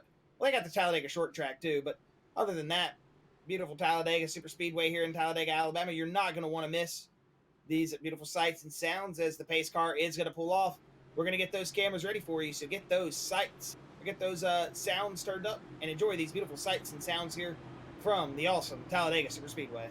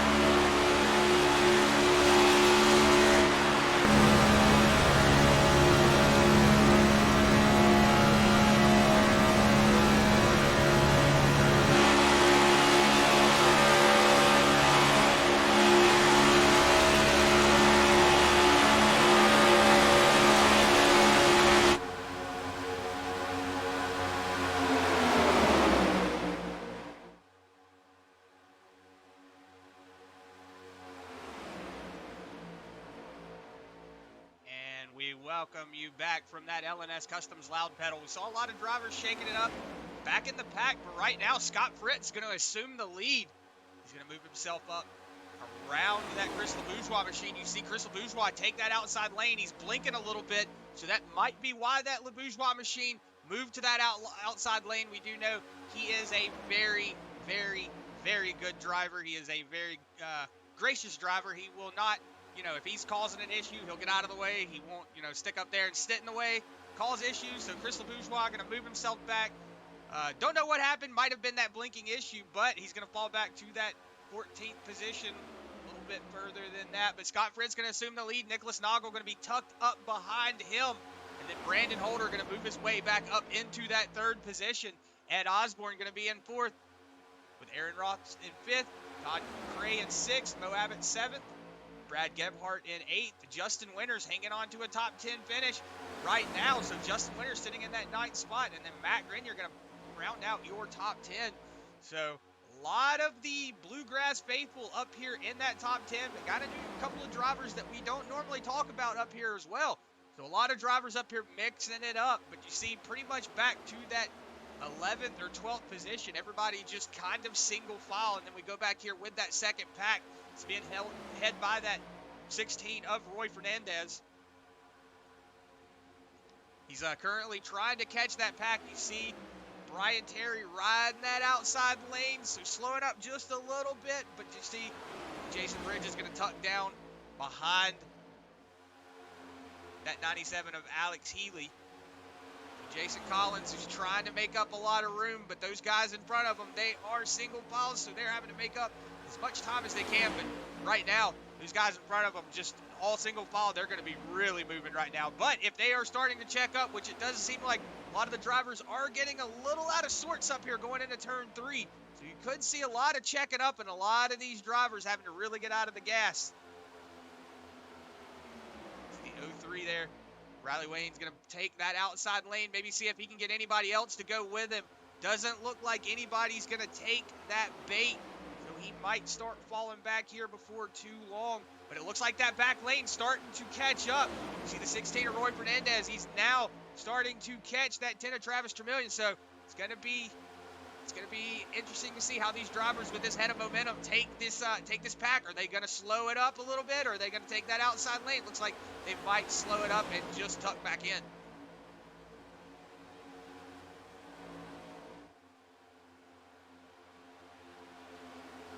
See the 16, Roy Fernandez. Looks like he's trying to take the outside lane. Might be seeing if he can get anybody to bite with him. Looks like nobody's wanting to go. You see Alex Healy riding that outside lane as well. But he is currently a lap down. Alex Healy trying to make up as much position as he can. I see a little bit of couple of the drivers getting a little mixed up here. So yeah, got a 2 wide battle going right now. 3 wide going into turn 1. Alex Healy on that outside lane. He's headed right behind him is that 35 of Jason Bridges.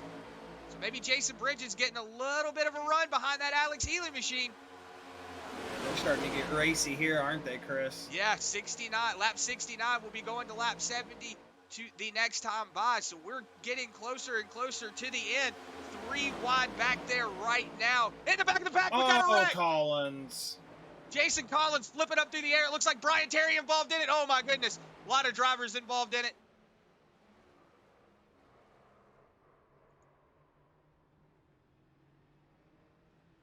Oh, yeah, I just saw Jason Collins flipping through the air.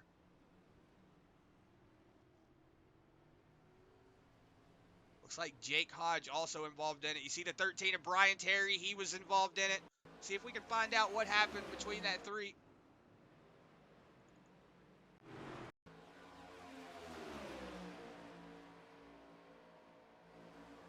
As you see right now, he's got the 55 of CJ Mason on his back bumper. If it happens in front of him and he just gets involved, that is the wrong wreck.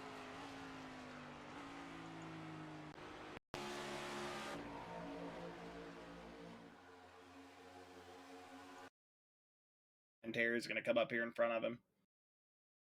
I can already see it. Terry's moving up the track.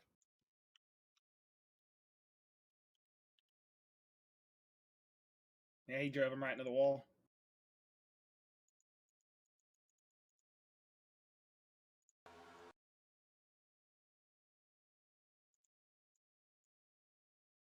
Yeah, you just see that little bit of a bump, and that's what it is. It sent the 3 up into the wall, and then he's going to get ricocheted off of him, and Jason Collins is going to go for a ride.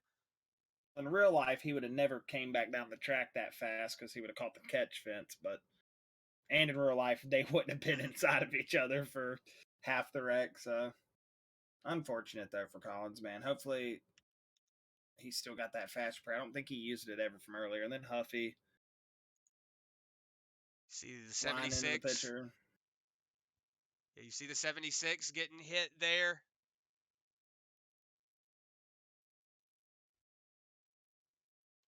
The 24 going to get some contact. It looked like Travis Twitty just getting it slowed down.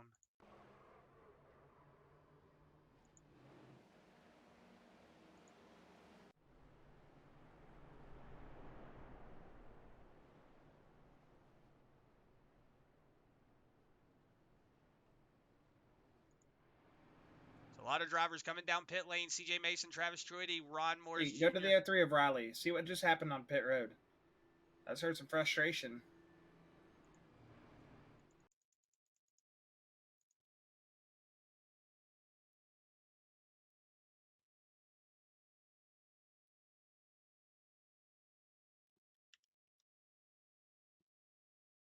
There it was.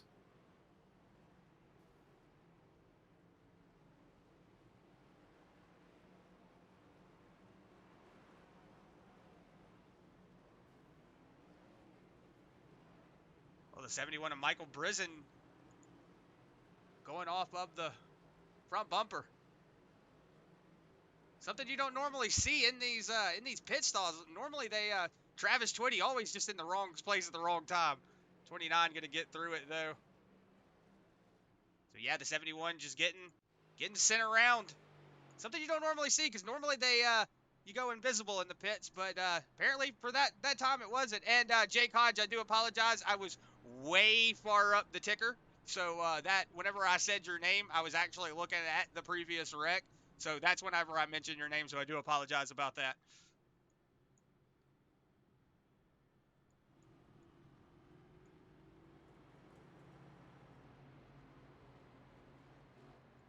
But right now, the 08 and Nicholas Noggle going to assume the lead. Scott Fritz going to set in that second position, and then Brandon Holder in third position. These are just a couple of drivers that we just normally talk about being up here in the front, Josh. Scott Fritz, Brandon Holder. Nicholas Noggle's always spotting, so he never really races. He races in real. He races in real life. He races in real life. He doesn't. We know that man is a late model fiend. He doesn't need to waste his time with us plebs on this video game. He does it in real life. Oh, shut up. I know Nick's probably going, oh, God, shut up. He's always got to pick at him about that. But right now, the pace lights are out. Nicholas Noggle going to bring them around one more time. We've got 23 laps to go. So we're getting close to the end. It's going to be where these drivers decide to start throwing everything out the window. As Josh always says, I love the phrase, throw the kitchen sink out. And that's definitely what these boys are about to have to start doing. They're going to have to throw the kitchen sink out if they're going to want to get up here in the front. Because Nicholas Noggle is going to be going on defense mode trying to hold on to that lead.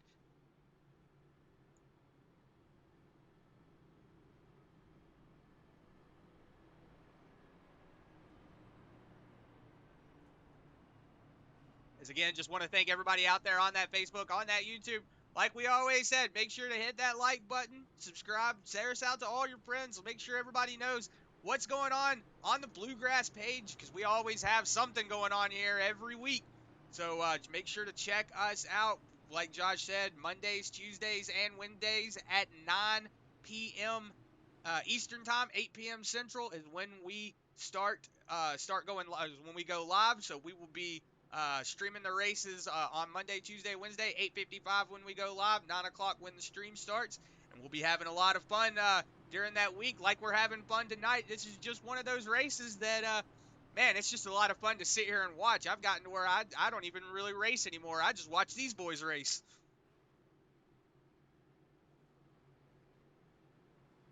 Pace car is going to take that hard left-hand turn. Nicholas Noggle going to do that slow draw back to that start-finish line. Like we said, he does control the start, so he can go whenever he wants. So that 08 is going to dictate the start. We see him still on that brake pedal, riding the brake pedal. Brandon Holder all over that back bumper, though. He's going to go now. Green, green. 08 of Nicholas Noggle going to get out to a good jump. The one of Scott Fritz also going to have a really good jump. Man, everybody's tucked up really good right now. Whoa, crashing already. Looks like the 500 and the 03 of Riley. Oh, Travis. Travis, no! What are you doing, Travis? As we're going back on board here with the 08 of Nicholas Noggle. Looks like Jason Bridges also wrecked. Oh, my goodness, having a lot of cars Did out. the 03 just retaliate on the 500?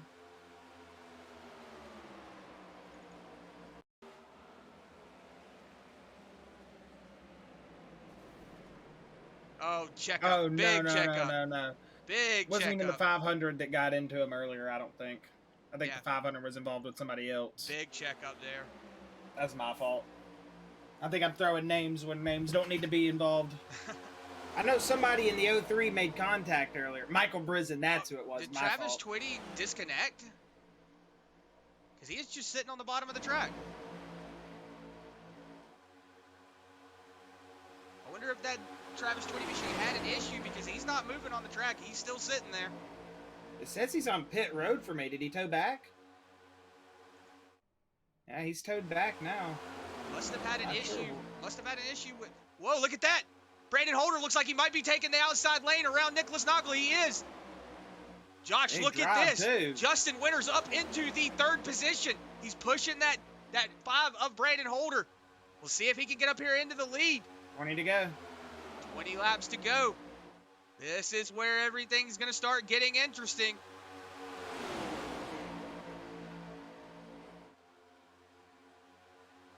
Sarah Mays, if you're on that YouTube chat, you better be holding your breath because Justin Winters is in that 4th position, moving his way up through the field. He's on that back bumper of that 32-5, whatever you want to call him, of Brandon Holder, but doing a good job is that Justin Winters machine. He's got that 19 on his back bumper of Ed Osborne, so he's got a good pusher behind him.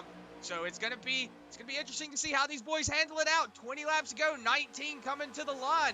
So this is going to be where everything starts going out the window. These boys are going to start going crazy. Hey, Sarah.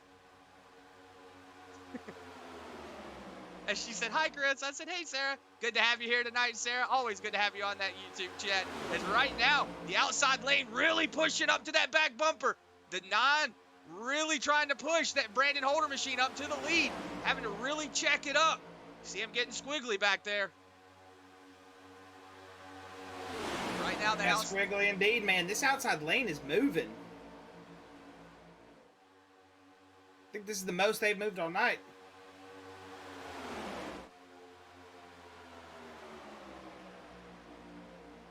Yeah, as right now, Nicholas Noggle still leading that train, but he has got a angry nest of bees following behind him.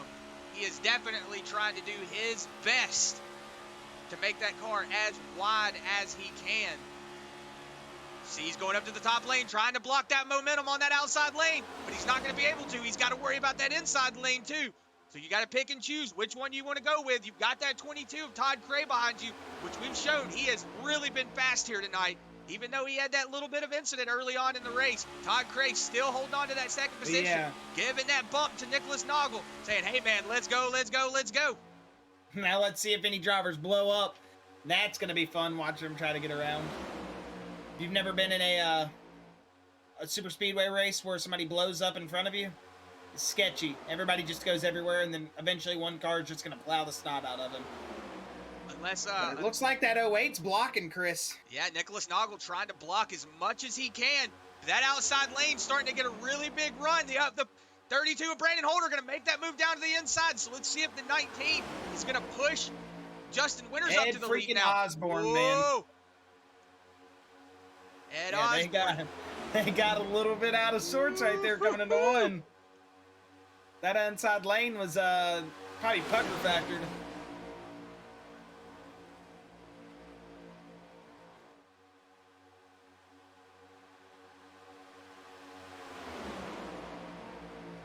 As they roll it into turn 3 and 4, man, these guys are doing an excellent job, Chris, currently at the moment. I mean, this is the best 2-wide racing we've seen all night. It looks like the outside lane falling off a little bit, but Whoa, I'm sure if they get a head of steam going, yeah, Ed Osborne out of sorts, that's going to allow Brad Gebhardt to pull through. That's also another driver if you're that Justin Winters machine behind you. Brad Gebhardt, also a really good pusher. So if you're that Justin Winters machine, you know that if you got a couple of drivers behind you that knows what they're doing, at 19 just looks like he had to check up. Might have had a run back up to that Justin Winters machine. Just wanted to pull out, not not wreck that 9 machine. So good job on. Whoa, sorry, listen.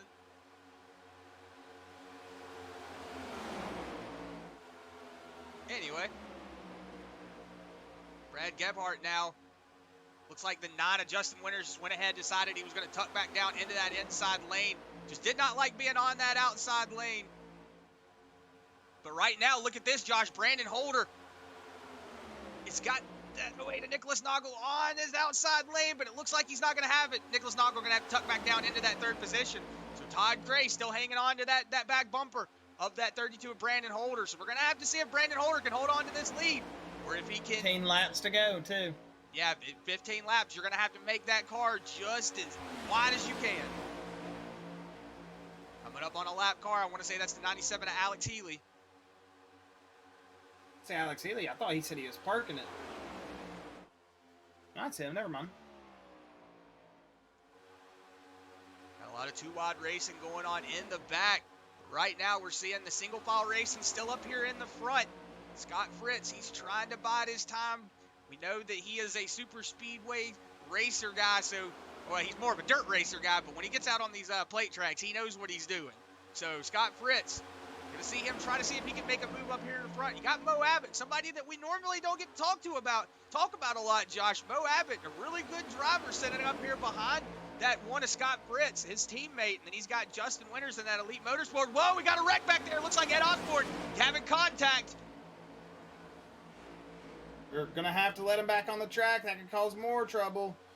Doesn't look like it is. They're going to get back into sorts. Just like that, Ed Osborne and Brad Gebhardt falling back through the field after they were sitting outside lane running for a 1st place position. Yeah, you see that 9? Looks like he's trying to peak, telling guys, hey, let's go, let's go, let's go. The 9 of Justin Winters is going to move to that outside lane. Let's see if anybody else is going to pull in with him. Maybe the 08 of Nicholas Noggle, maybe trying to add just a little bit of draft for that 9 so he can pull up. Doesn't look like that outside lane has a lot of momentum. Now we got Alex Healy up here. You're going to see a lot of drivers start fanning out, trying to get around this lap car. See if anybody uses him for a draft. Doesn't look like anybody. Ed Osborne making a really risky move up there to the top lane. On Justin Winters. Justin Winters going to fall back down into line.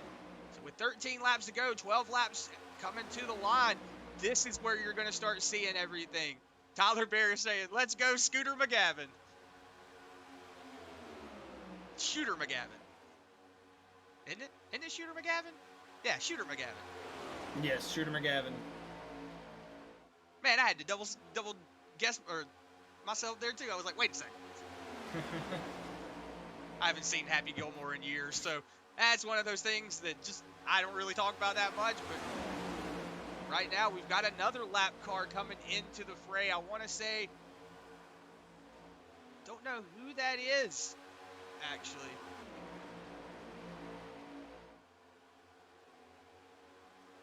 Looks like we have a lot of drivers that aren't in the race anymore, but Brandon Holder still holding on. Oh. Roy Fernandez coming down pit road. He said, Tyler Berry said, let's go Scooter McGavin. He said, Scooter for Scoot Fruits. So I'm assuming you mean Scott Fritz, so I get it now. Gotcha. Yeah, that is the 03 there on that outside lane. Should see everybody get around him fairly easy. You see that 03 missing that front bumper after that contact on that restart with that 500 of Tyler Berry. Just falling off now. The inside lane, just like we said, that's where everybody's deciding to go tonight. Nobody's really wanting to move up into that top lane right now. You know, you're going to probably, I wonder if we're going to see that gap, Josh. Look at that. Nicholas Noggle, he's kind of doing that same thing those drivers were earlier. Just kind of leaving that gap, letting it tuck back up, just so that way he can still have that run. I wonder if Nicholas Noggle is setting up something here. Be surprised with that 08. He's been one of those drivers that has made that outside lane be successful. He's led a lot of laps here. And I can guarantee you that 08 Nicholas Noggle wants to win. Whether it's a late model somewhere in a southern state, or if it's on the sim rig sitting in Canada, Nicholas Noggle's wanting to win. I guarantee you he's wanting to pick up a dub here tonight. He's done an excellent job so far. He's given Todd Cray the bumpy bumps all through the corners, and he's got the 5 of Brandon Holder right out there in the lead. 2 cars separate him from the lead of this race here as they come to grab lap number 86. 10 laps to go, or excuse me, 9 laps to go. I was thinking lap 95, not lap 94. So 9 laps to go this time by, as we'll see these drivers start to make their final moves of the race and try to get to the end here.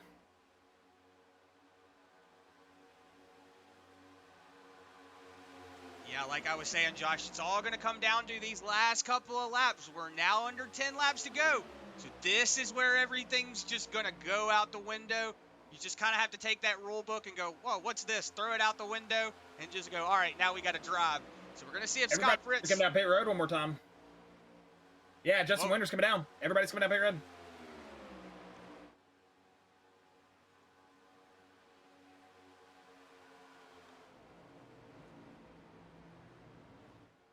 Yeah, so a lot of drivers. Nowhere, the little driver radio just lit up. Yeah, Justin Winters, Aaron Roth, Matt Grenier, Ed Osborne, Michael Robinson, Kevin Bullock, Chris LeBourgeois, Ed Osborne, all down pit lane. So a lot of drivers coming down pit lane. I might have repeated Ed. Caution out. Caution is out.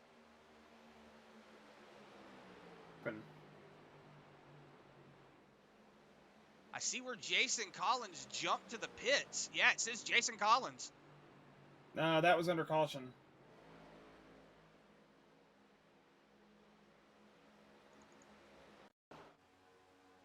I'm Lancaster.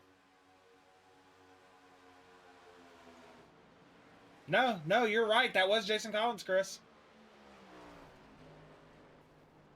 I said that was earlier. Whoa. I don't know why I said that. Yeah. Whoa, what just happened?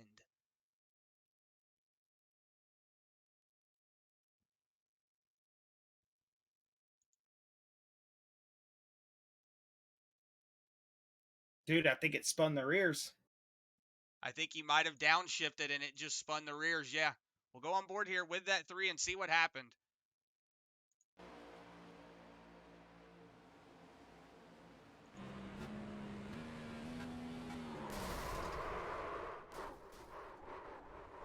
What?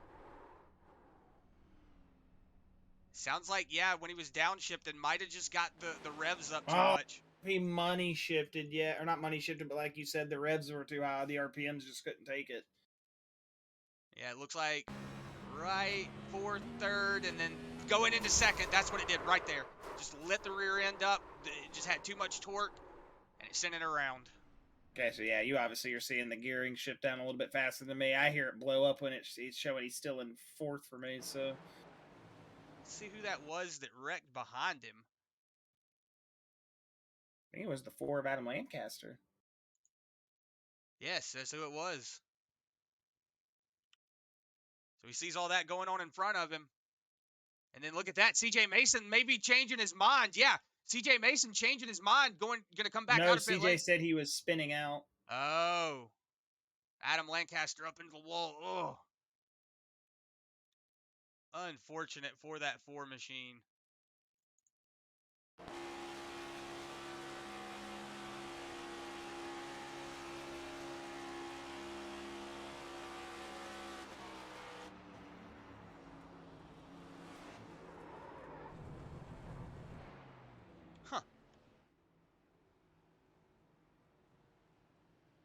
It's unfortunate for that 4 of Adam Lancaster. Hopefully he has a faster pair. It's been an unfortunate night, man, for a lot of these drivers here. And it's not a Talladega finish unless we got a caution to rack them back up with less than 5 to go, ain't it, Chris? As we're going to go to a side-by-side, enjoy a word from L&S Customs, and we will be right back with you guys to get into this last little bit of green flag action here.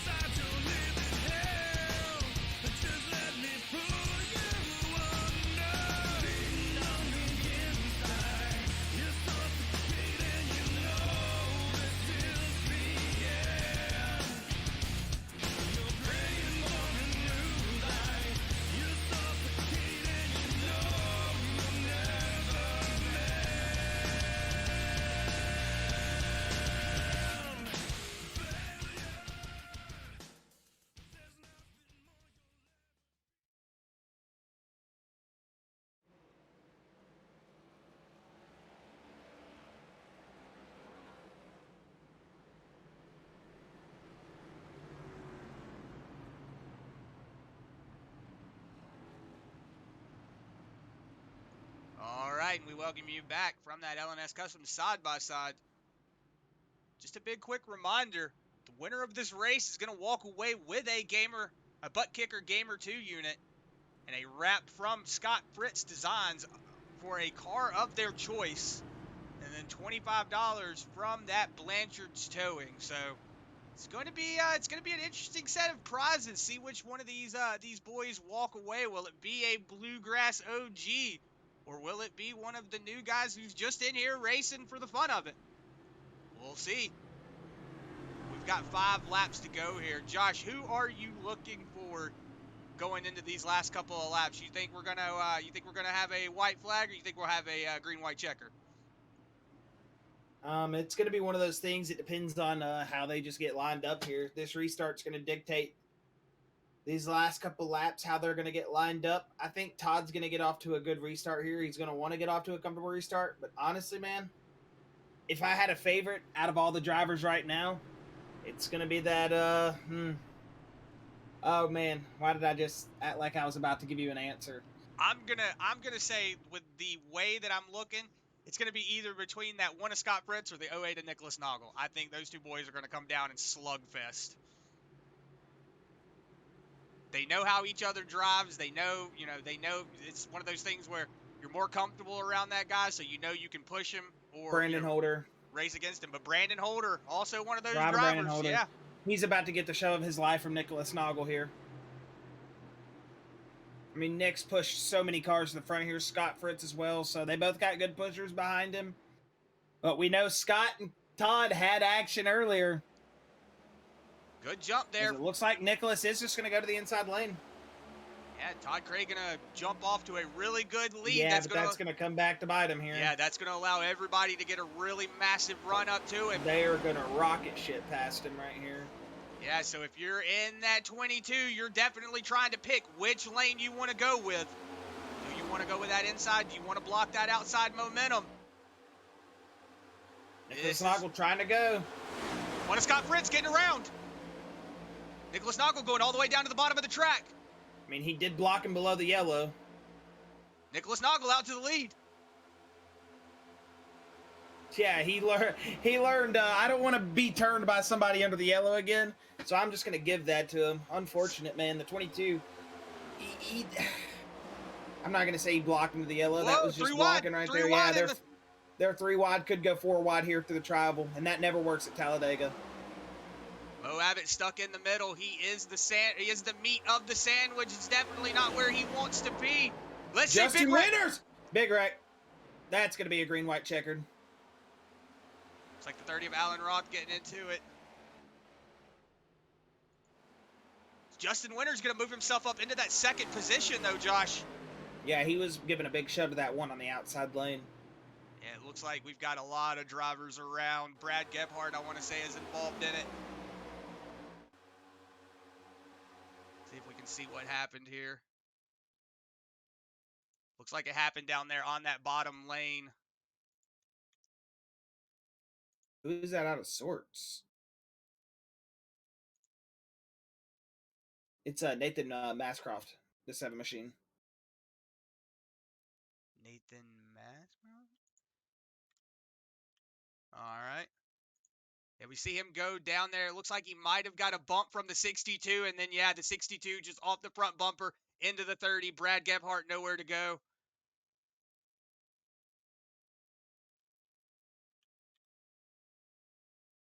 And those 3 just going to get sent around.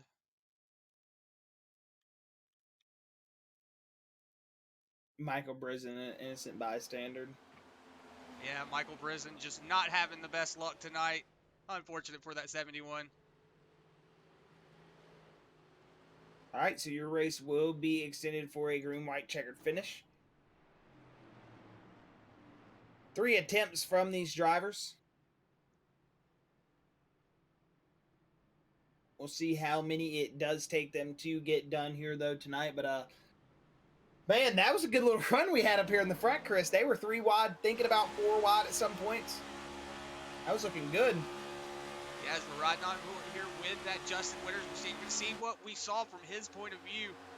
As you see right now, he has got a massive shove there pushing that one of Scott Fritz into turn 1, and then you see that chaos ensuing behind him. So Justin Winters doing a good job pushing that one of Scott Fritz out to the lead. We'll see how that shakes up the finish here.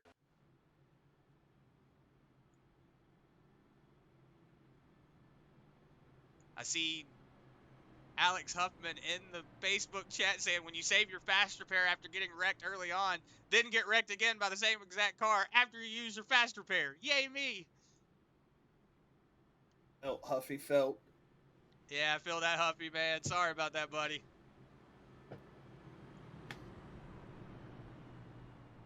Hey, you can still say you finished higher than Kinder, though.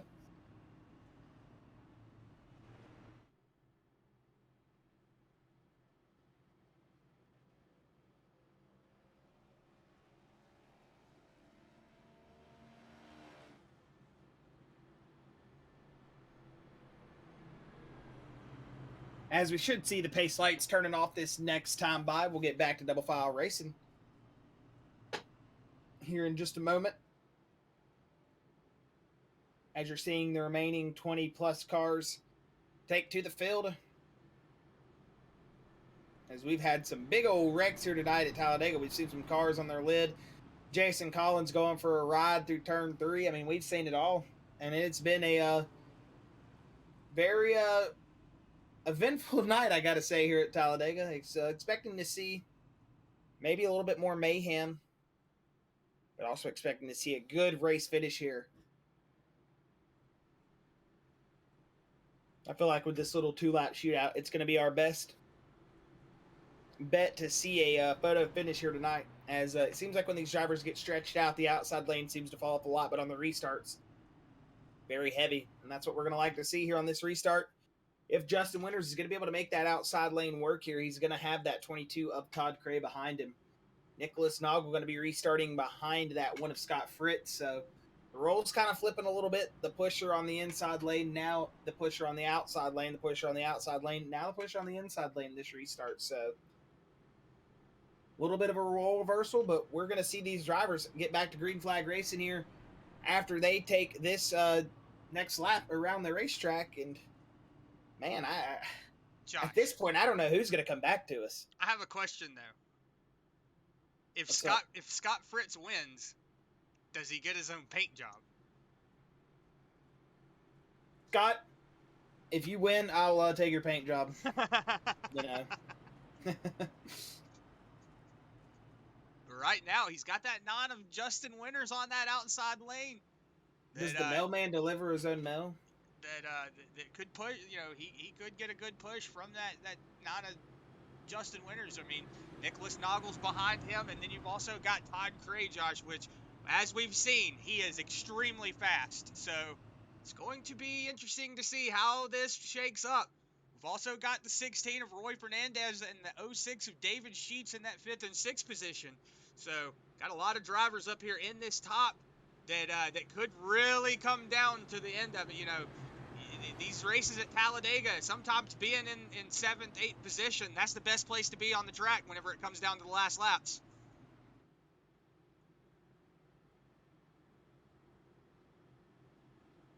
Because whenever you have that wreck, if you're a couple of cars back from that front pack that's really battling, if they wreck up there in 1st, 2nd, 3rd place, you're about 5th or 6th back, you have enough time to make a judgment call and go and, you know, pick a hole or pick a lane, you can finish first. So it's going to really come down to how everything comes down. Will it be that 9 of Justin Winters? Will it be that 1 of Scott Fritz, 22 Todd Cray, 08 of Nicholas Noggle, 16 of Roy Fernandez? Not really sure. It's going to be anybody's ball game coming down here. 3 laps to go. Anybody's ball game is right, Chris. You don't know who's going to catch that checkered flag here. We don't even know if these boys are going to make it around this time. It's just going to be one of those games that you roll the dice and you hope it lands on the number you picked. This is how we go, and this is how it's going to be at Talladega. It's about to be a fun little action-packed sprint to the checkered flag here if we stay green. As the iRacing pace car going to go ahead and pull itself off the racetrack, the number 1 of Scott Fritz. Going to have Justin Winters on that outside lane. We'll see if Winters has anything to say for this race as the field going to get caught up here a little bit. Scott Fritz, as he is waiting to put down the power. He's going to get on the loud pedal. There he goes. Big checkup from the outside lane. 22 shoving already to the 9 of Justin Winters. This is going to come down to the make or break section. It's going to be whoever has a good push, whoever has a good movement. The 06 of David Sheets looks like he was trying to take that outside lane. Unfortunate for the 9. Looks like he's falling back a lot. Justin Winters looks like he just got caught on the outside to, you know, just hung out to dry. He is falling back a lot. He is stuck in the middle of that pack. But right now, got a lot of wreck, big wreck. Wrecking. Oh, no!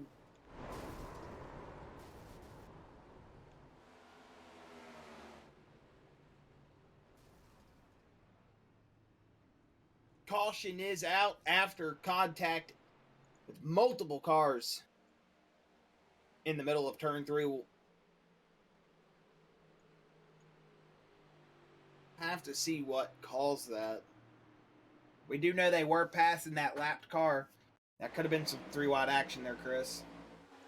Yeah, as we're going to go back here and we're going to see what caused that big one. It's like going into turn 3 right there, that move.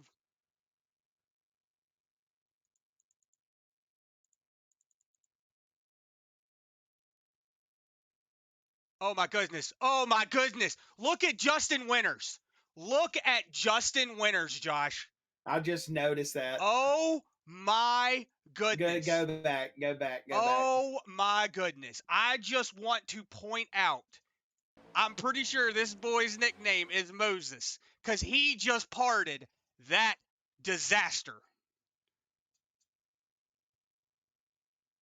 I mean, everything just came right out from in front of him. Oh my goodness. There is no way that Justin Winters just got away with that. You know that song, Flirting with Disaster? Well, damn, he just went and married her because Yeah, Justin Winters Winters. just had if there was one of those All-State good hands play of the game, he just got it. that was luck right there, man. That was luck. That was the racing gods putting out their hand and saying, "Not your time, my son." Because look where he's at when all this unfolds, Chris. Dead middle of it, man. Dead middle. Yeah, you see the 29 getting And into the 20, you think the 20's going to get through? No, the 20's going to hit. He's going to take the brute of the force for the 9. What is Justin Winters going to do? Stay in the loud pedal, Cole Trickle style. He's going to go through the smoke. That's going to be an iRacing top 10 moment or something. That's got to be in one of those iRacing videos from his perspective, because that was awesome. Yeah, behind the Justin Winters, man. Yeah, we see a lot of drivers really getting caught up in this. Ed Osborne, all in the middle of it. We see 3 drivers pretty much in the air right now. 4 cars inside of one right there, and then the Blanchard just comes out of nowhere and plows the wall. I mean, look how hard Blanchard came in and hit the wall in this angle.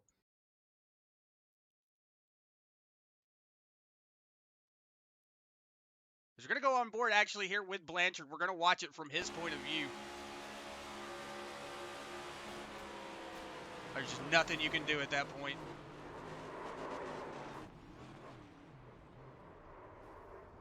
Car barrel rolling.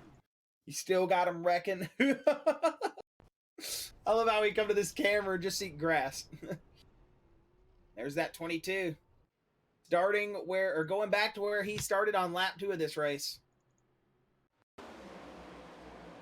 Into the shadow realm where he has been punted, my friend. Unfortunate for Todd, man.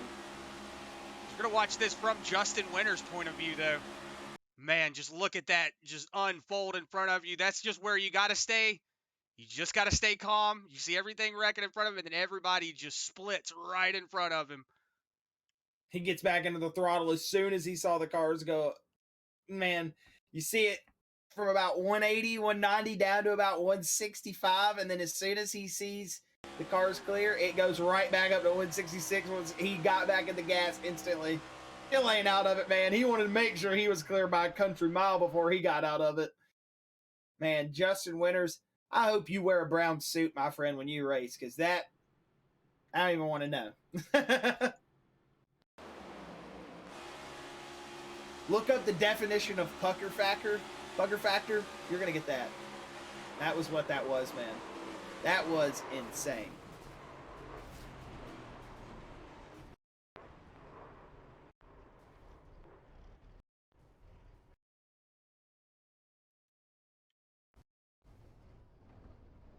Whew. Crazy ride there on the 22.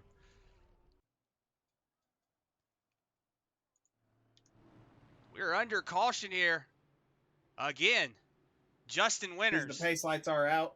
Justin Winters definitely counting every little blessing he has at this point, because that 9 machine just had the drive of his life. Right now, let's see if Scott Fritz can hang on to that one more lap. Or if he can do it for 3 more laps. Or if that 08 of Nicholas Noggle is going to have anything to say about it. Mo Abbott, who's also one of those drivers, like we said, Josh, always getting mixed up in the stuff, during the regular season races. But right now, Mo Abbott's really showing, hey guys, I told y'all, I know how to drive. So the 34 doing a good job, sitting in that 4th spot. And then Brandon Holder, who is currently sitting in 5th spot, up 26 positions. So Brandon Holder doing a good job holding on to that 5th spot. The CJ Mason right now up 28 spots. So CJ Mason is your hard charger right now as it is. I see Sarah Mays saying that's how he played football. Thread the needle. Yes, ma'am. He did a good job getting around that. That was one of those things. If I was in the car, I would have probably said, "All right, guys, I'm done." That was that running back vision, man. He found the hole and hit it. Travis Trevelyan saying the people at the infield care center was nice. Well, they're going to be nice for a lot of people tonight. It's going to be like a routine checkup in there for everybody tonight. As the pace car is off, will they get this race finished under this attempt? as the one of Scott Fritz got a little bit of a gap to the 06 of David Sheets as he is going to pull his way up. A lot of cars missing back there, Josh. Oh, yeah, really are. Green, green, green. The one of Scott Fritz getting off to a good jump, but the 08 of Nicholas Noggle off to a really good jump as well. We are side by side, 2 laps to go. Yeah, you see David Sheets getting really wiggly back there. Nicholas Noggle, Come David on, Sheets Winters. leaving down on top of him. Let's see if Justin Winters has anything to say. And after that save, man, I feel like he just should be gifted this race. That was... David Sheets to the outside. Yeah, David Sheets, big move to the outside as well. He's going to clear the 08 of Nicholas Noggle, but they're going to drive on by him.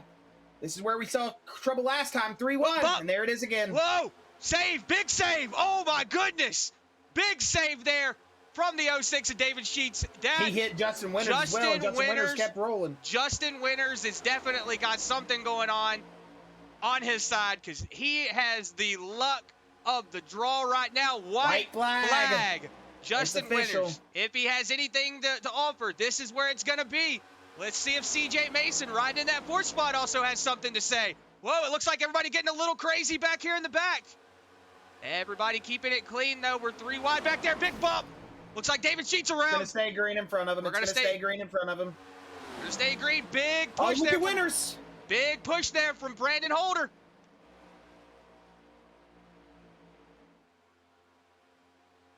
Here they come through 3 and 4. If Justin Winters has anything to say, this is going to be the chance. But it doesn't look like it. Scott Fritz might walk away with this. Through the tri-oval. There's the inside. Gotta take that. The one of Scott Fritz. One of Scott Fritz going to walk away with the win. Brandon Holder going to be in that 2nd spot. Justin Winters going to survive everything, pull himself into that 3rd position. Justin Winters going to round out your podium. Good drive from all these boys up here in the front. 3 1,000ths, baby. What a good race there at the end from Scott Fritz and Brandon Holder, man. CJ Mason, 4th place.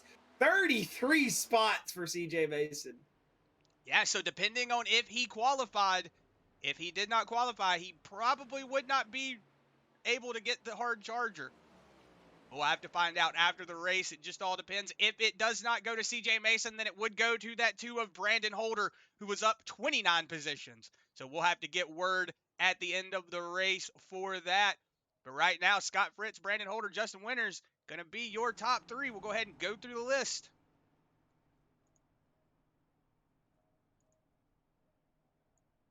As you saw, the one of Scott Fritz picking up the win. Brandon Holder going to finish 2nd here tonight in a photo finish, man.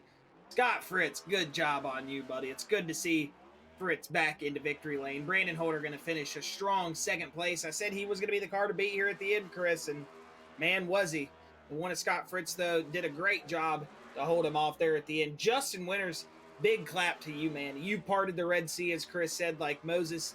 You had probably the hands-on action view, whatever you want to call it, of the day. That was insane. Winters almost getting dumped right there, coming to the white flag as well and able to save it. So excellent job from Justin Winters. He's going to pick up a solid P3. CJ Mason up 33 spots in P4. Awesome job from the 55 today.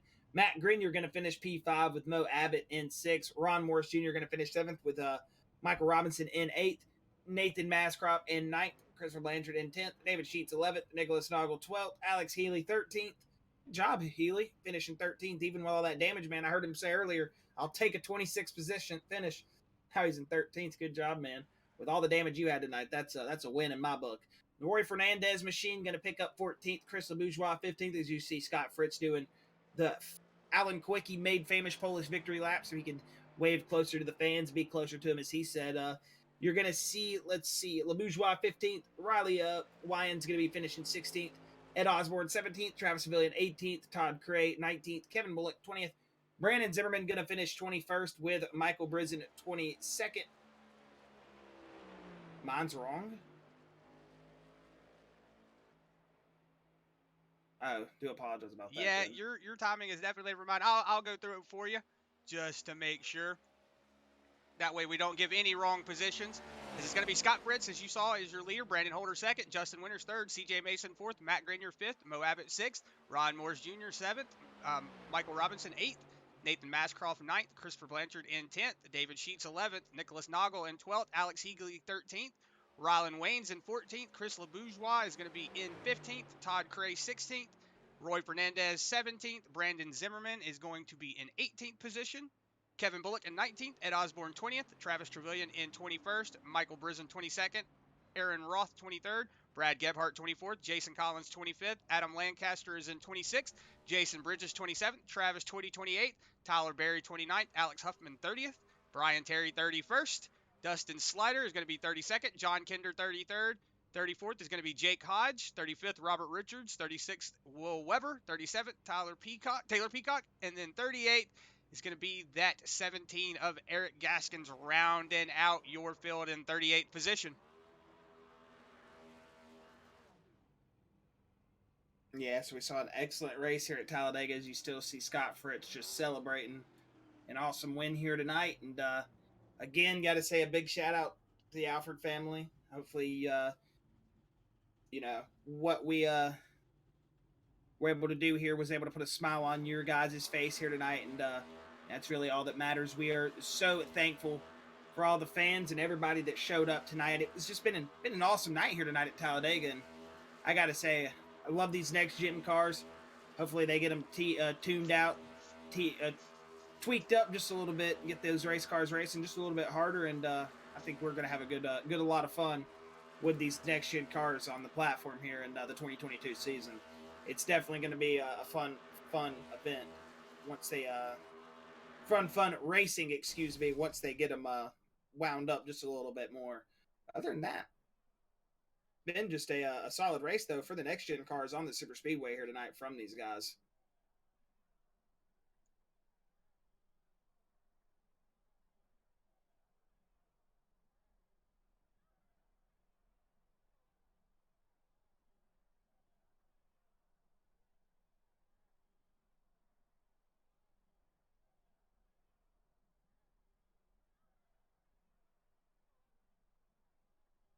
All right, just waiting for those top 3 drivers to get into the chat so we can have a word with them. I see Justin Winters and Scott Fritz is in there, so we'll go ahead and have a word with that Scott Fritz machine and see what he has to say about this win.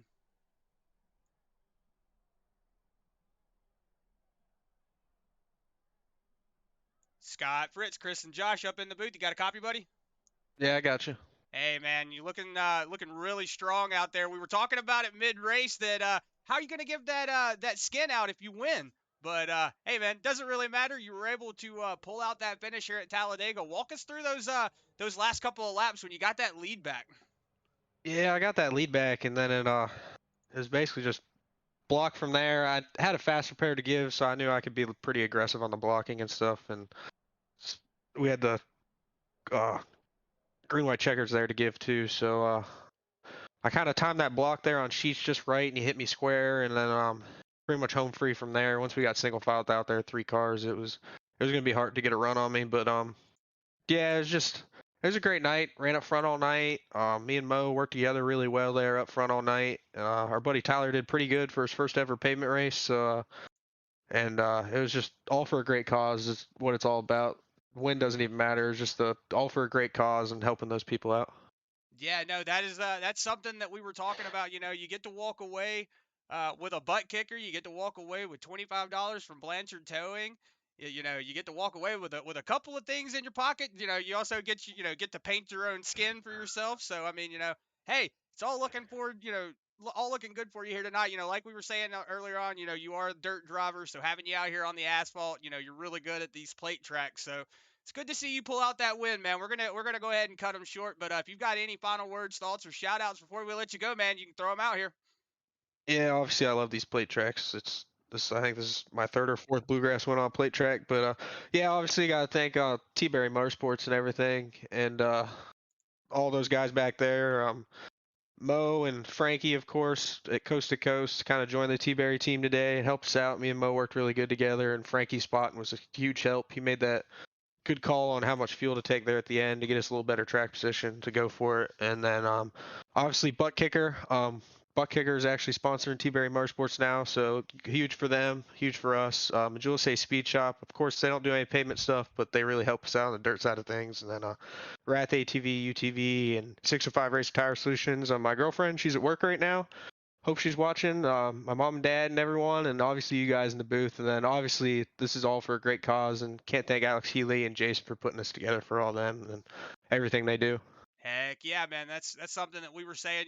Once we found out that they were doing a benefit race, I was like, yep, count us in. Let's do it. So it was one of those things where I love doing things for a great cause, man. And Scott, we appreciate you being up in the booth, man. We appreciate you taking the time out of your night to do this, and hopefully we'll talk to you.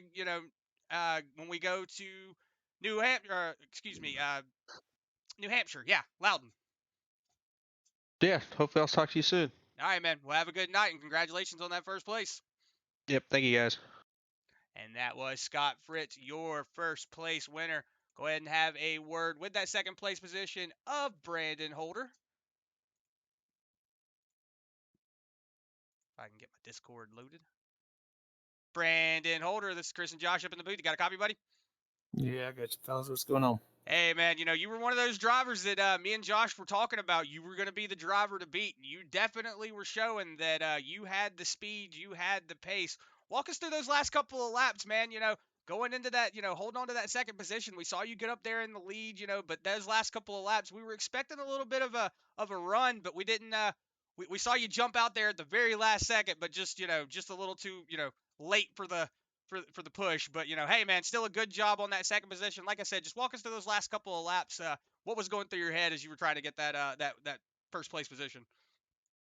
Well, considering where I started, I qualified, didn't know that I had a fifth gear. So, so from starting there, that it went pretty well. I thought, Winters gave me a couple great pushes throughout the race, and if I should have backed up to him, and then I probably could have got a run on Scott, but I'll take second, no doubt. It was a fun race and an awesome deal that they're doing for the Alford family. Yeah, it was one of the things that we were talking about. You guys, you Bluegrass boys, especially you, Brandon. Every week that we watch you, you're one of those drivers that we're always talking about. We're always saying, man, he's going to be that driver that gets up here and just ruins everybody's day. And you were up here trying to prove to everybody that you were that guy that, you were that place ruiner. And you got up here and you were messing. I know Scott Fritz was probably looking in that rear view waiting those last couple of laps. I know he was probably sweating bullets, but hey, man, good drive.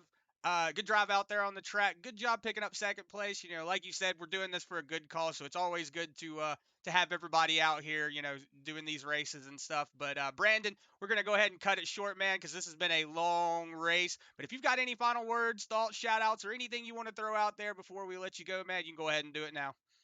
All right, man. Like I said before, the deal that the league put together for the Alford family, it's a great deal.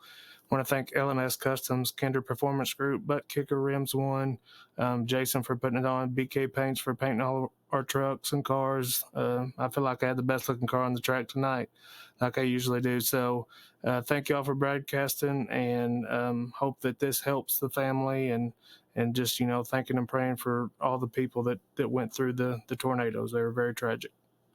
Yes, sir. That's something that we always touch on. Anytime some kind of devastation like this happens, it's always good to give back to somebody that wasn't really expecting it. So it's one of those things, like you said, man. Just it's great that Bluegrass did this, and we had an opportunity on this Wednesday night to just kind of sit here and chill and have fun at Talladega. So.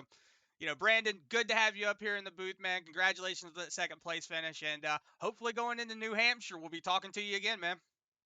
I hope so. I hope everyone has a Merry Christmas, and we'll see you guys in New Hampshire. You too, buddy. And that was your second place finisher of Brandon Holder. We're going to go ahead and get that third place position of Justin Winters up here into the booth. Justin Winters, Chris and Josh up in the booth. You got a copy, buddy? Yes, sir. I got you. Justin. Man, we have got to talk for a couple of seconds.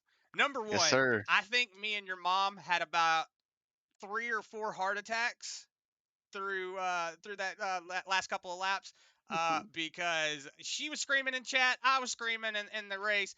Man, let's talk about what just happened there lap before last, or caution before last. You're sitting there, you know, you're falling back through the pack. You know, you started up in that second place position. Everything kind of looked like that outside lane just fell apart. You fell back all the way until about 12th, 13th place, and then all of a sudden, hell broke loose.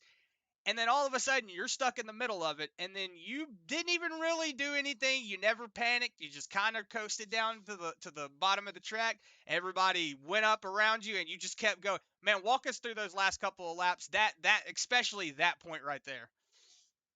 Yeah, we were starting on the front row. I tried to time Scott's jump. I timed it way off, and basically got freight trained by a couple teammates behind me, falling back, and I'm like, man, what did I do so wrong? Well, and then we're going into turn one, and we're coming out of turn two, and there just goes everybody in front of me. It looks like they're going to the wall. So I just kind of go on the bottom, mind my own business, and somehow we got through that mess unscathed. Yeah, you know, that was the thing that we were talking about. You walked away with zero contact. You were in the middle of everything, you know, and earlier on in the race, you know, right before we were getting ready to go to those green white checkers, I kept telling everybody, just watch that middle of the pack. That middle of the pack, that whenever we have the big one, somebody in that middle of the pack's going to get through. And you just happen to be that one guy that got through all of that. So Justin, man, that was crazy. But those last couple of laps, you think you had a run up there to the finish?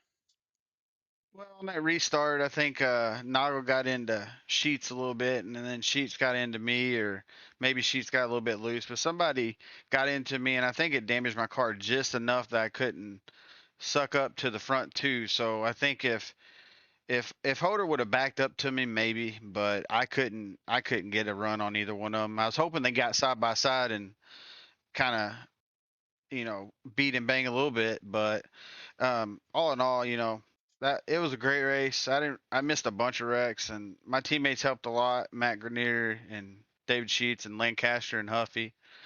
So I mean, it was a pretty good night. It's good to race up front for a little while. Heck yeah, man. You know, we always say you're one of those drivers that just gets caught up in the mess all the time. You always get the unlucky bug biting you. But hey, man, you know, we're gonna go ahead and cut it short, not keep these things too long, because we have had a long race. I know you're probably ready to go lay down. I know my brother is, but we have definitely enjoyed what we saw from you, Justin. Hopefully, going into next week, the next race at New Hampshire, you'll have some better luck, and we'll be able to see you up here in the booth. We'll be able to talk to you. But if you got any final words, thoughts, or shout outs, anything you want to throw out there, man, you're more than welcome to throw them out there now. Yeah, I want to thank Jason and Alex Healy for putting this on for the family. Them tornadoes were close to home, so I kind of not too far from here saw a bunch of the devastation, and it is tragic. So God bless all them people that had to go through that on, especially in the holidays. I got to thank KPG, Kinder Performance Group.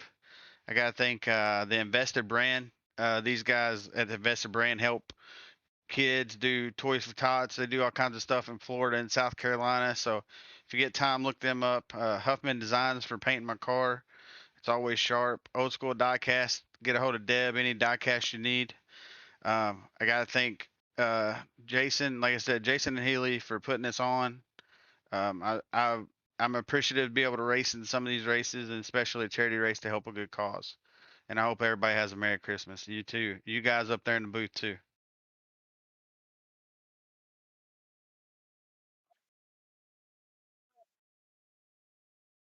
Whoops, I was muted. Yeah, man. Hopefully we can talk to you going into this into the next races, going into Loudon and all that. Hopefully we'll have you up here in the booth, man. But like you said, Merry Christmas, man. Happy holidays. Hopefully you have a good holiday, man. We'll talk to you next year.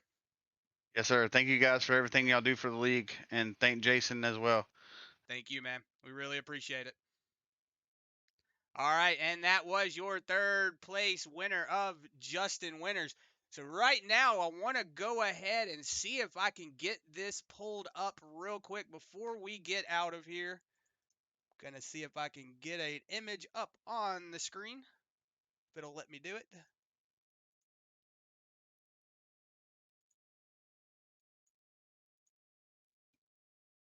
All right.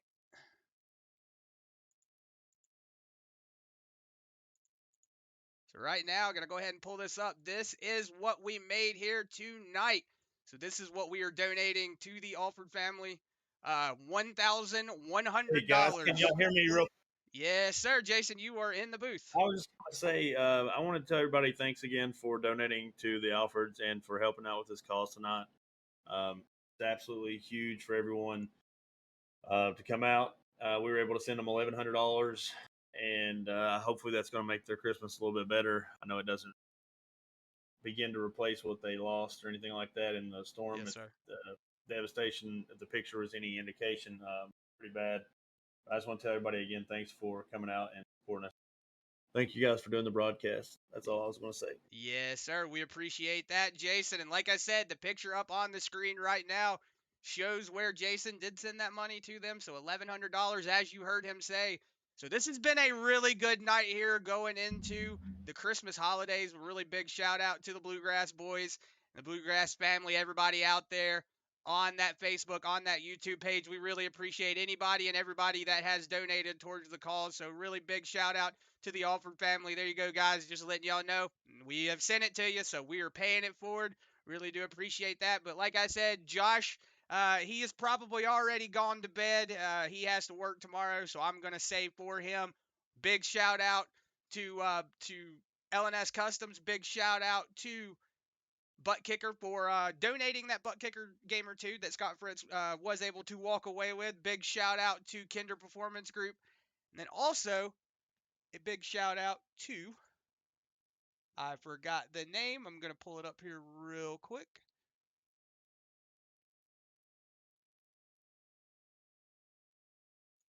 Excuse me, sorry, Barber Ford Racing, excuse me. They are a new sponsor, so didn't have that pulled up in front of me, so they are a new sponsor, but a big shout out to them.